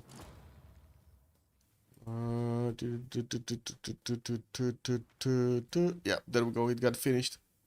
So he got a level 1 spy, trying to neutralize the governor in 3 turns, and the promotion is basically license to kill. Neutralize governor as if 2 levels higher. It does look like Scythia does have this defense for a little while in check. He definitely has the goal to upgrade whatever he wants from his teammates, and we do need to see if these units of Flores are actually gonna keep pumping Maori out of the water. This did go up to 200 science, and we do have him on 117 points of culture, while I do see Corny just keeps on adding those culture points. Now, the defenses of Gorgo did increase the necessary tourists to actually get the culture victory. Corny is out, he's just 15 out of 86 to get the culture victory here. Very far away, very far away.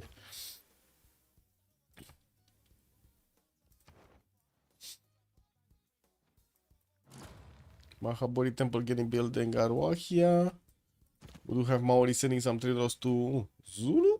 Yeah, to Zulu. Zulu.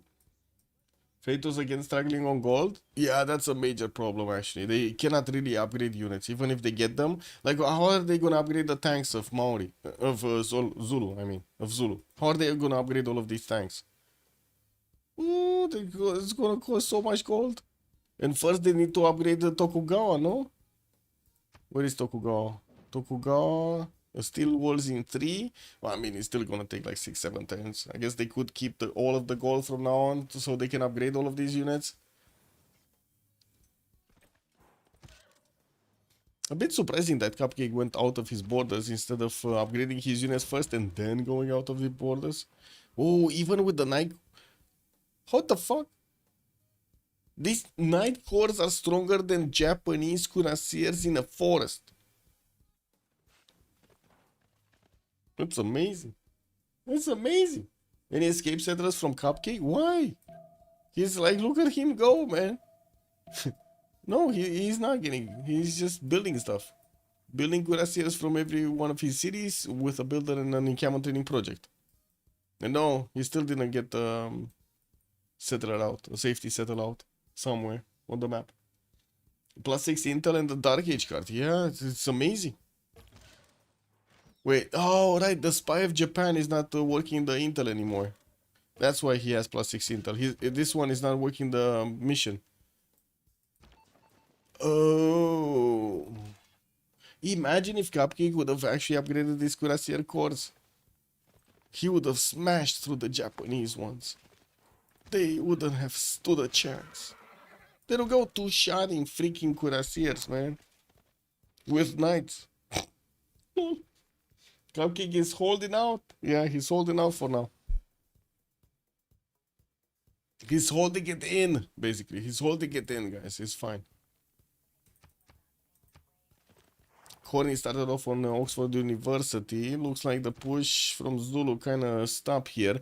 We do have Alhambra finishing next turn from Vancouver with quite a few mounties coming through. Where's the first one going? Oh, I see. He made this setup in Victoria, between Victoria and Sherbrooke. Okay, you see all of this rainforest by the builders. Yeah, that's gonna turn into a city park. We do have, oh, national park actually. Bam, one. Boom. Boom. And we do have Oxford University getting built from Montreal. 8 turns to go. It's gonna get some extra amenities there, some extra text there.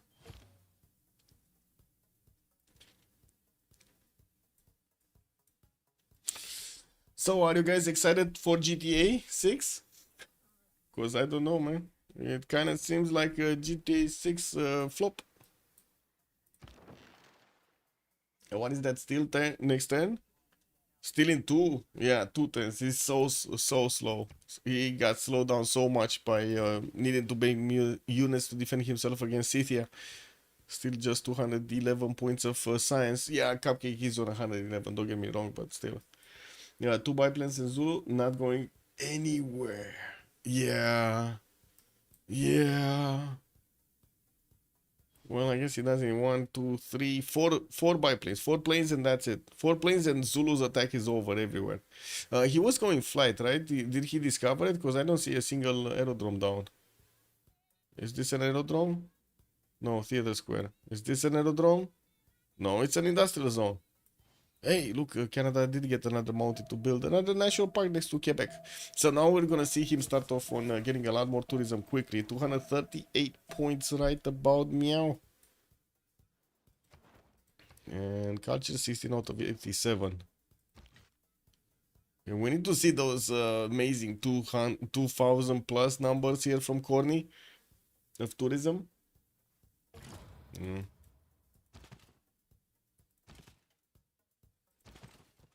Okay, Pompey not giving up, still trying to do the damage. Canada is starting to get his cuirassier armies. Definitely gonna be strong enough to trade punches with the cuirassiers of his opponent. And boom! And that one just got taken down.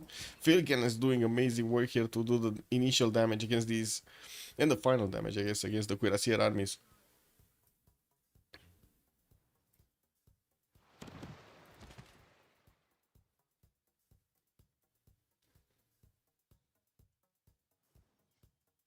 No, nobody excited about GTA 6 or whatever the version is now? Or will be? No? Okay.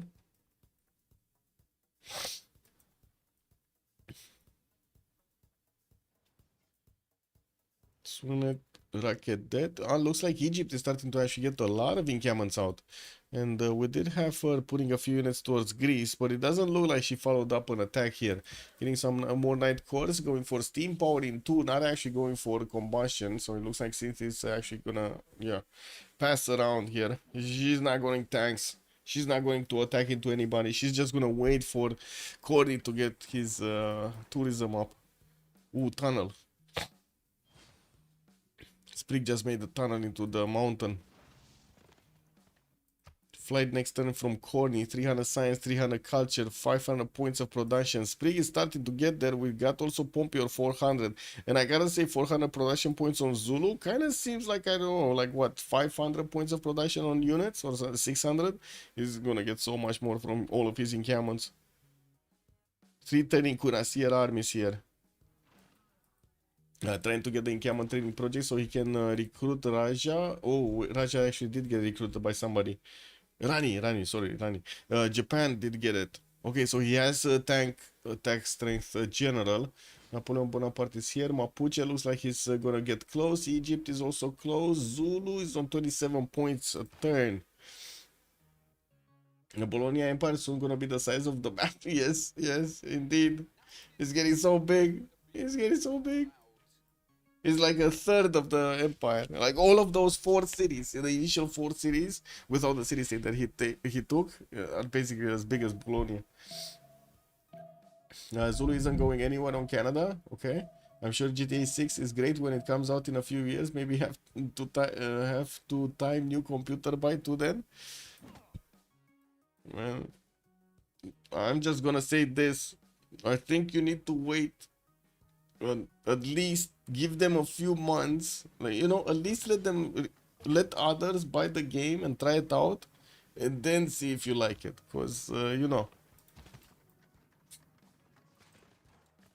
I kind of see a trend happening from this company, you know, from Take-Two Interactive. So I don't know why I'm kind of expecting failure here. Looking at what they did with all of the reactions they had with Civ7. All of them. Yeah, let others get the scam. Let others feel the scam. This will be a long game? Yeah. Oh, take a patch general. Wait. Who's taking no passing? You think so? What's stopping park planter 1, 2, 3 in 10, 15 turns? CV clock is on. Tick, tick, tick, tick, tack, tack, tack. FKDN, good evening, sir, and welcome.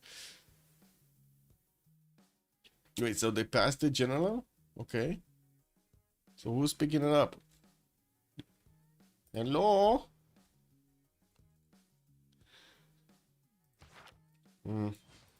Okay, CTS still didn't upgrade his night course into cuirassiers, and we do have Japan putting a bit of pressure, getting these cuirassiers closer to the borders of Chertomlik.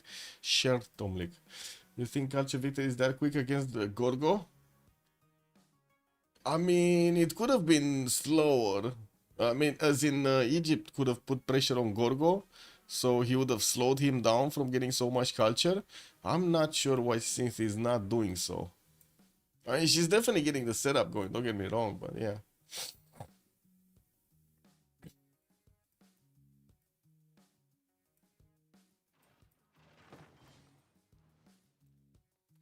Flying Tony, good evening, sir, and welcome. You're not playing a pickup 4v4? It's only 6v6s, man. I keep saying, man. I keep saying 6v6s would have been amazing. But yeah. The good old 6v6 days. Where is Waza Baza to hold the 6v6s? To host, I mean. You get to team up with the Honda Ghost ship. Boo.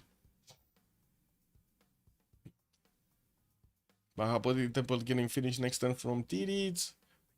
And I do see more campuses getting built here. University of Sankor is gonna get out in 3. Still no damage done between Mapuche and Tirits. They're just looking at each other here. And Tirits is getting his rifling. He's gonna get still. I guess he's fine. Yeah, unfortunately Flores didn't move faster, but I guess he just didn't have the pre-builds. Just getting more ironclads, as many as he can. Leonardo da Vinci is here. He didn't get the mausoleum, so he only has a single charge. Should activate it, so he gets those extra +3 points of culture. It's gonna be quite a bit of a boost over here on Flores. There's a game forming here. What do we have?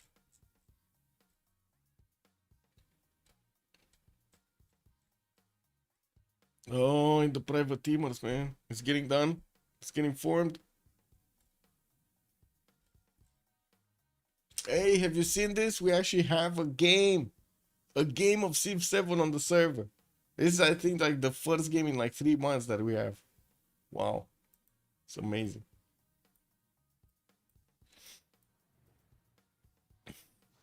Okay, aerodrome's being placed down by Canada.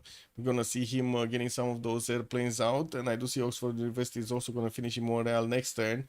While we do have him sending more cities towards the west, he's also sending some of these mountains to get that extra tourism. Jumped up to 349. That's another 100 tourism that he added in just the span of 1 or 2 turns. That's very good. Game of Civ7, that's hype. Yeah, kick W, man. Space predicted the culture victory not gonna happen at all. I don't see how it doesn't happen. Yeah, I don't see how it doesn't happen either. As in, I'm pretty sure Canada has the science and the culture and the production to keep his opponent away. He's gonna have fascism soon. He's on ideology in 3 turns. While Pompey is barely getting his mobilization in 2. 600 points of production on Corny. Planes coming out, chokes are gonna be closed, and then yeah, Zulu is gonna be left hanging basically. Who did pick up the generals? Napoleon on Cleopatra, Jose de San Martin on Zulu, and Dandara got picked up by Mapuche. Is Mapuche actually gonna do anything with the military? I mean, I guess he could build a military to go against Maori, but he wanted to get a navy out against Maori for some reason. He did.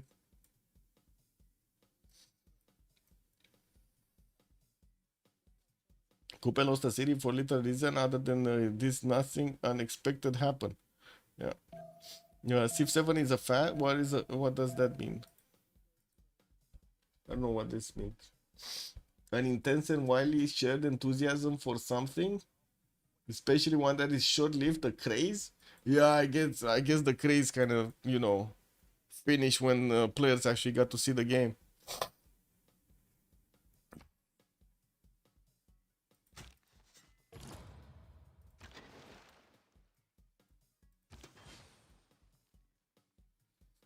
Was this none of them remap. This was the map from the get-go. Yeah, no remap. If Toku was more relevant, what it would change for Canada? Yeah, no remap. This is the map they wanted to play. Oh, City are getting attacked. Oh my god, this Cuirassier course.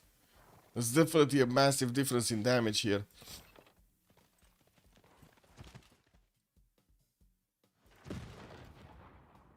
Wait, oh, we do have artillery follow-up, and I do see Japan is starting to build a few more Cuirassiers.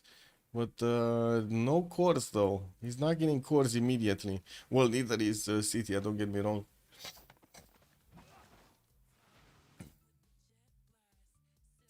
Zulu is always hard to quantify. Civ is really bad most games. I mean, it gets banned so often, man. And if it doesn't get banned, usually it gets picked. So yeah, I guess players do see Kandas, do see early armies and the extra damage over there. It's stacking up, and they're like, "Woo, we can get this going." I hope silver. Away. Yeah, that's how it is, man. Broadcast centers here in Halifax, more Mounties, and I do see Corny is still stacking up on that tourism, 355 points. He's getting his broadcast centers. That's gonna be really, really good. Can get music works. Did he manage to get musicians? He's on 8. Next one. So somebody picked up the first one. I don't know who though. Let's see. You see, if you see a musician, scream. Oh, Gorgo got it. Antonio Vivaldi. Man. Yeah. And I do see also Mapuche did recruit Mendeleev for the extra 50% production towards research labs.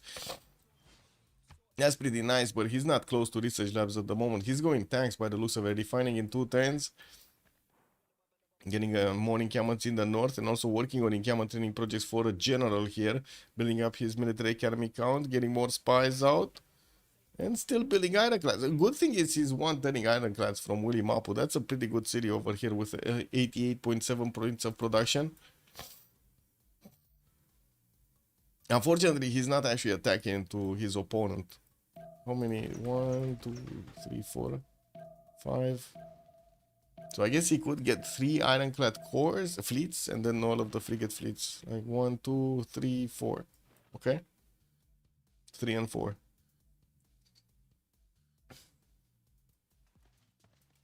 Yeah, still no attack from Zulu. That Pakisho Corps is keeping away that army, and I do see the Canadian Cuirassier army wall is still there intact. While ideology is finishing up in 210s here for Corny, 110. We do have him also getting steel soon. Rifling is finishing up next turn. Still is building Mounties, but didn't get something as a setup over here for national parks, like in Vancouver and Winnipeg. Oh, he got this one. Okay, this one is a big Mountie, big boy Mountie. Yeah, there we go. 92 defense strength, and it's not even an army. Where's the Eiffel Tower? Good question. Oxford University did get built. And we do have Courtney here with how many techs? 45 techs. Lithoxa is 34, 36 on Coupe, Sprig is 41, and then Shaka is 34. So we do have Courtney here with 4 more techs over Gorgo. But I cannot believe that Gorgo has been allowed to do this. Like, Synth could definitely have been a bit more aggressive here. Not Irel, just a bit more aggressive. Clawing her way towards the cities of Greece. Can you show yields? Yes, there we go.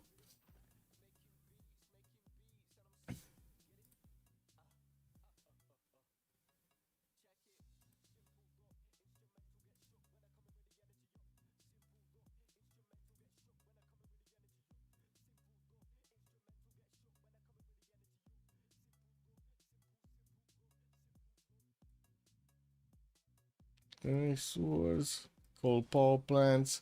Oh, finally planes from Egypt. Do we have Spree going for plane? Scientific theory finishing up next. Still no army from him, but he's getting some military economies up and still working on his production capabilities. Give me a second, let me scratch my nose. And what do we have here? He's on 545 points of production, still shy away 50 points from Synth, while I do see also Colin does have more than him on 629. Not that much face per turn, but I wouldn't really expect Canada to actually get some rock bands. Might get a few of them so he can play them in the lands of Egypt. You know, there are some wonders, there are some good districts here to play them in. Not bad. Not bad. Still, this broadcast centers getting through is gonna mean a lot of points for the musicians, and we do have him needing quite a few of them to get the victory. Looks like Egypt might need to pass this one. Sarah Breedlove, this would be very nice for the extra tourism.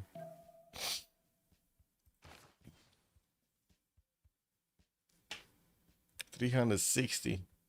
Well, didn't jump up as quickly as I thought, and of course he does need to get to environmentalism and computer so he can get those extra bonuses there. Connie also started off from Cristo Redentor. Ooh, that's a wonder that we don't usually see.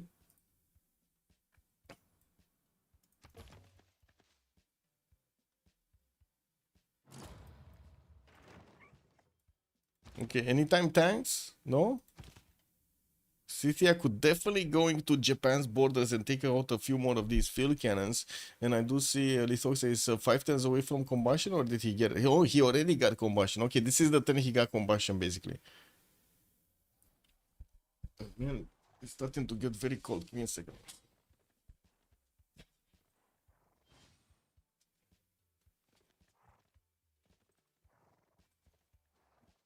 I mean, I'm already cold as in sick, so I don't want to get more cold.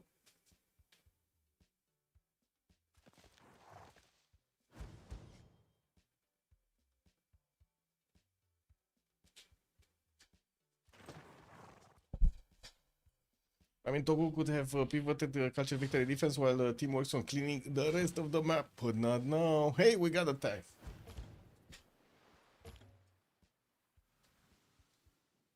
We got tanks coming out from Japan.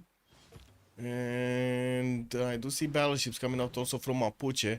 It looks like he's going to want to go against Maori with those. Well, I gotta say, Scythia is kind of far away. He's getting his rifling next turn, so we do need to see if he's going to manage to get at least steel walls. Even though I don't really think those are going to help that much. Shizuoka is going to get artilleries, or I should say Japan is going to get artilleries to attack it to his opponent, and those are going to hurt. The tanks that will die to field cannons? Wait, is that actually true? That's gonna be funny. Ah, come on, man. It's not that. It's not that. If only Cupcake knew.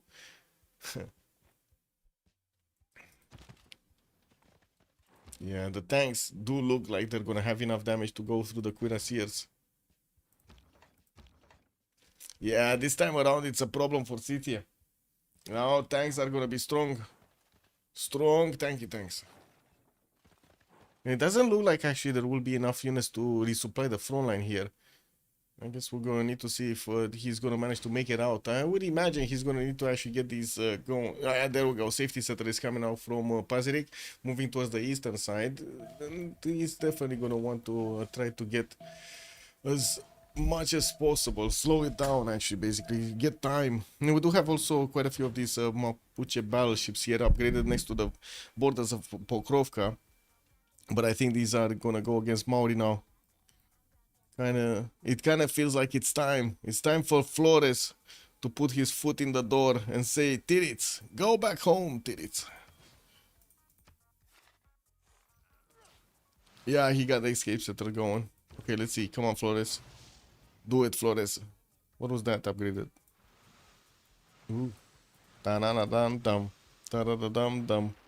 To have Francis Drake here giving those Admiral nice points. And finally, first battleships walking through. Bam! One caravel down. Bam! Second caravel getting attacked, but it's not down. Didn't Maori... Oh my god, he didn't actually get ironclads. KW, he's on astronomy coming up next turn with also conservation. Well, I do have to say, Corny did jump up to 370 science and 436 points of culture. He does have the most production in the game with 634 points. I don't see him jumping up in tourism that fast, though. What I do see him is he keeps on putting cities on the western side and trying to get with all of those new mounties that he's recruiting as many city parks as possible here. Tanky tanks from Zulu that are gonna take a look at the biplanes now. KW. Ooh, tanks actually from Zulu, tank armies from Zulu can attack into the Canadian cuirassiers and actually do damage. We do need to see maybe the biplanes getting repositioned, and of course it would have been really nice if you would have had actually these mounties in the front, not the cuirassier armies. Oh, wait a second, what was I watching? Oh yeah, the tank. 116 against 102. And this one is 94. Mountie armies, man. What are the Mountie armies? Still no artilleries from Zulu at the moment. We do need to see when he's gonna get them. He's trying to get a supply convoy, and he does have quite a resupply here of tanks. But now there's gonna be more pressure on the economy of FDLV because they're gonna start needing a lot more gold for the upkeep of these tanks of Zulu. Not to mention the tanks of Tokugawa. We do have Sprig just getting 100 gold. Tiritz is 59. Lithoxa 6. They cannot even upgrade these units. Like even if you would have had. Oh, he does have. Wait, this is an ironclad free. Oh, this is Isun upgraded. Okay. Never mind. Isun. I got excited for nothing. KW. I hate it. I got blue balls, man. I hate it. It is what it is.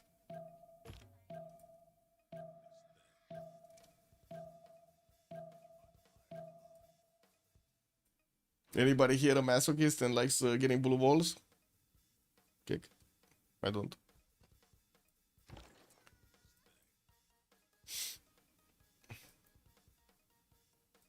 Oh, Egypt actually finally got a few more units against Greece. Finally putting a bit of pressure on his neighbor.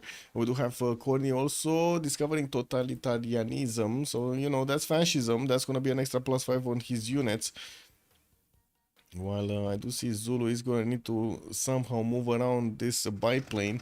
He did manage to keep this style intact for himself with a Cuirassier army, which is probably going to be replaced by a tank army to keep on pushing.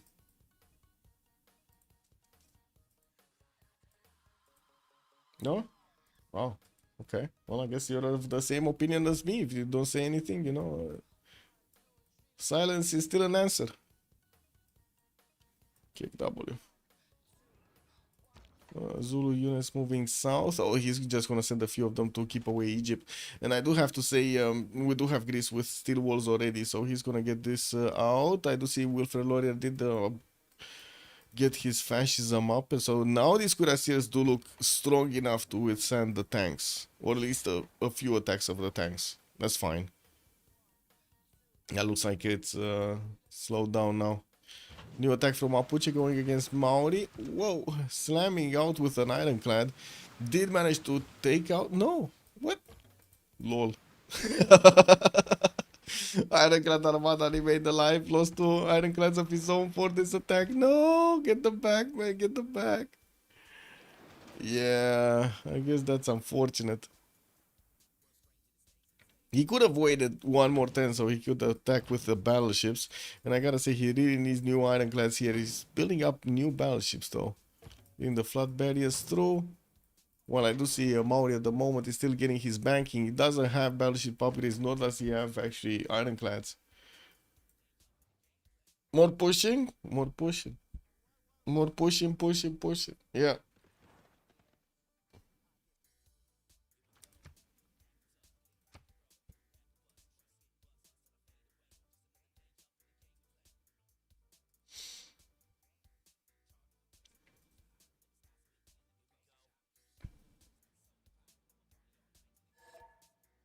And that's a GG right there. FDLV says, no more, no more. Help. We had Canada getting the culture victory, the tourism everywhere. The tanks couldn't get through. He couldn't do it. Pompey was just standing over there at the door trying to knock, but nobody was answering.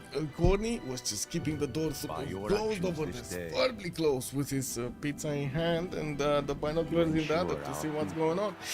We do need to see also the post-game chat here, and of course I do have to say quite a move from Mapuche to go on the seas against Maori instead of going the other way around. Let me see. Post-game chat. Post-game chat. There we go. This should be the post-game chat. Hello there, ma'am. Bonsoir, monsieur.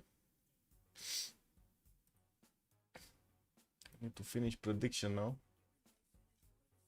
That's rough. I gotta say, this was a rough weekend for FDLV. 2 games back to back. Unfortunately, couldn't win one. Yeah. Also, Coupe was forced into a war mode and became irrelevant for the late game. Yes. I mean, to be honest, the land was kind of shit anyway for him. Like, that was bad for City and for him.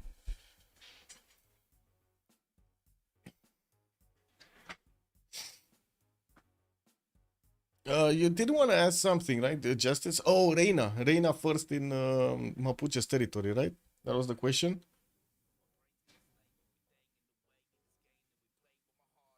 GG breaking news. GG, well played.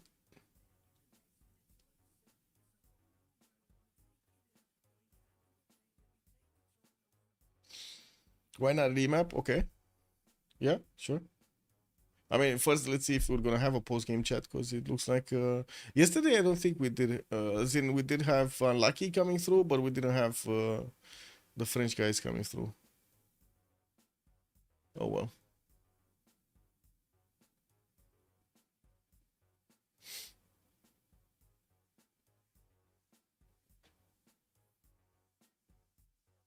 Just gonna wait 2 minutes and see.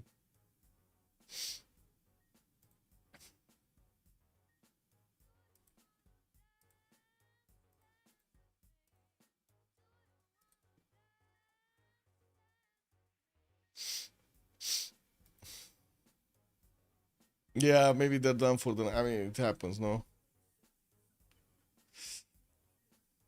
This is what it is.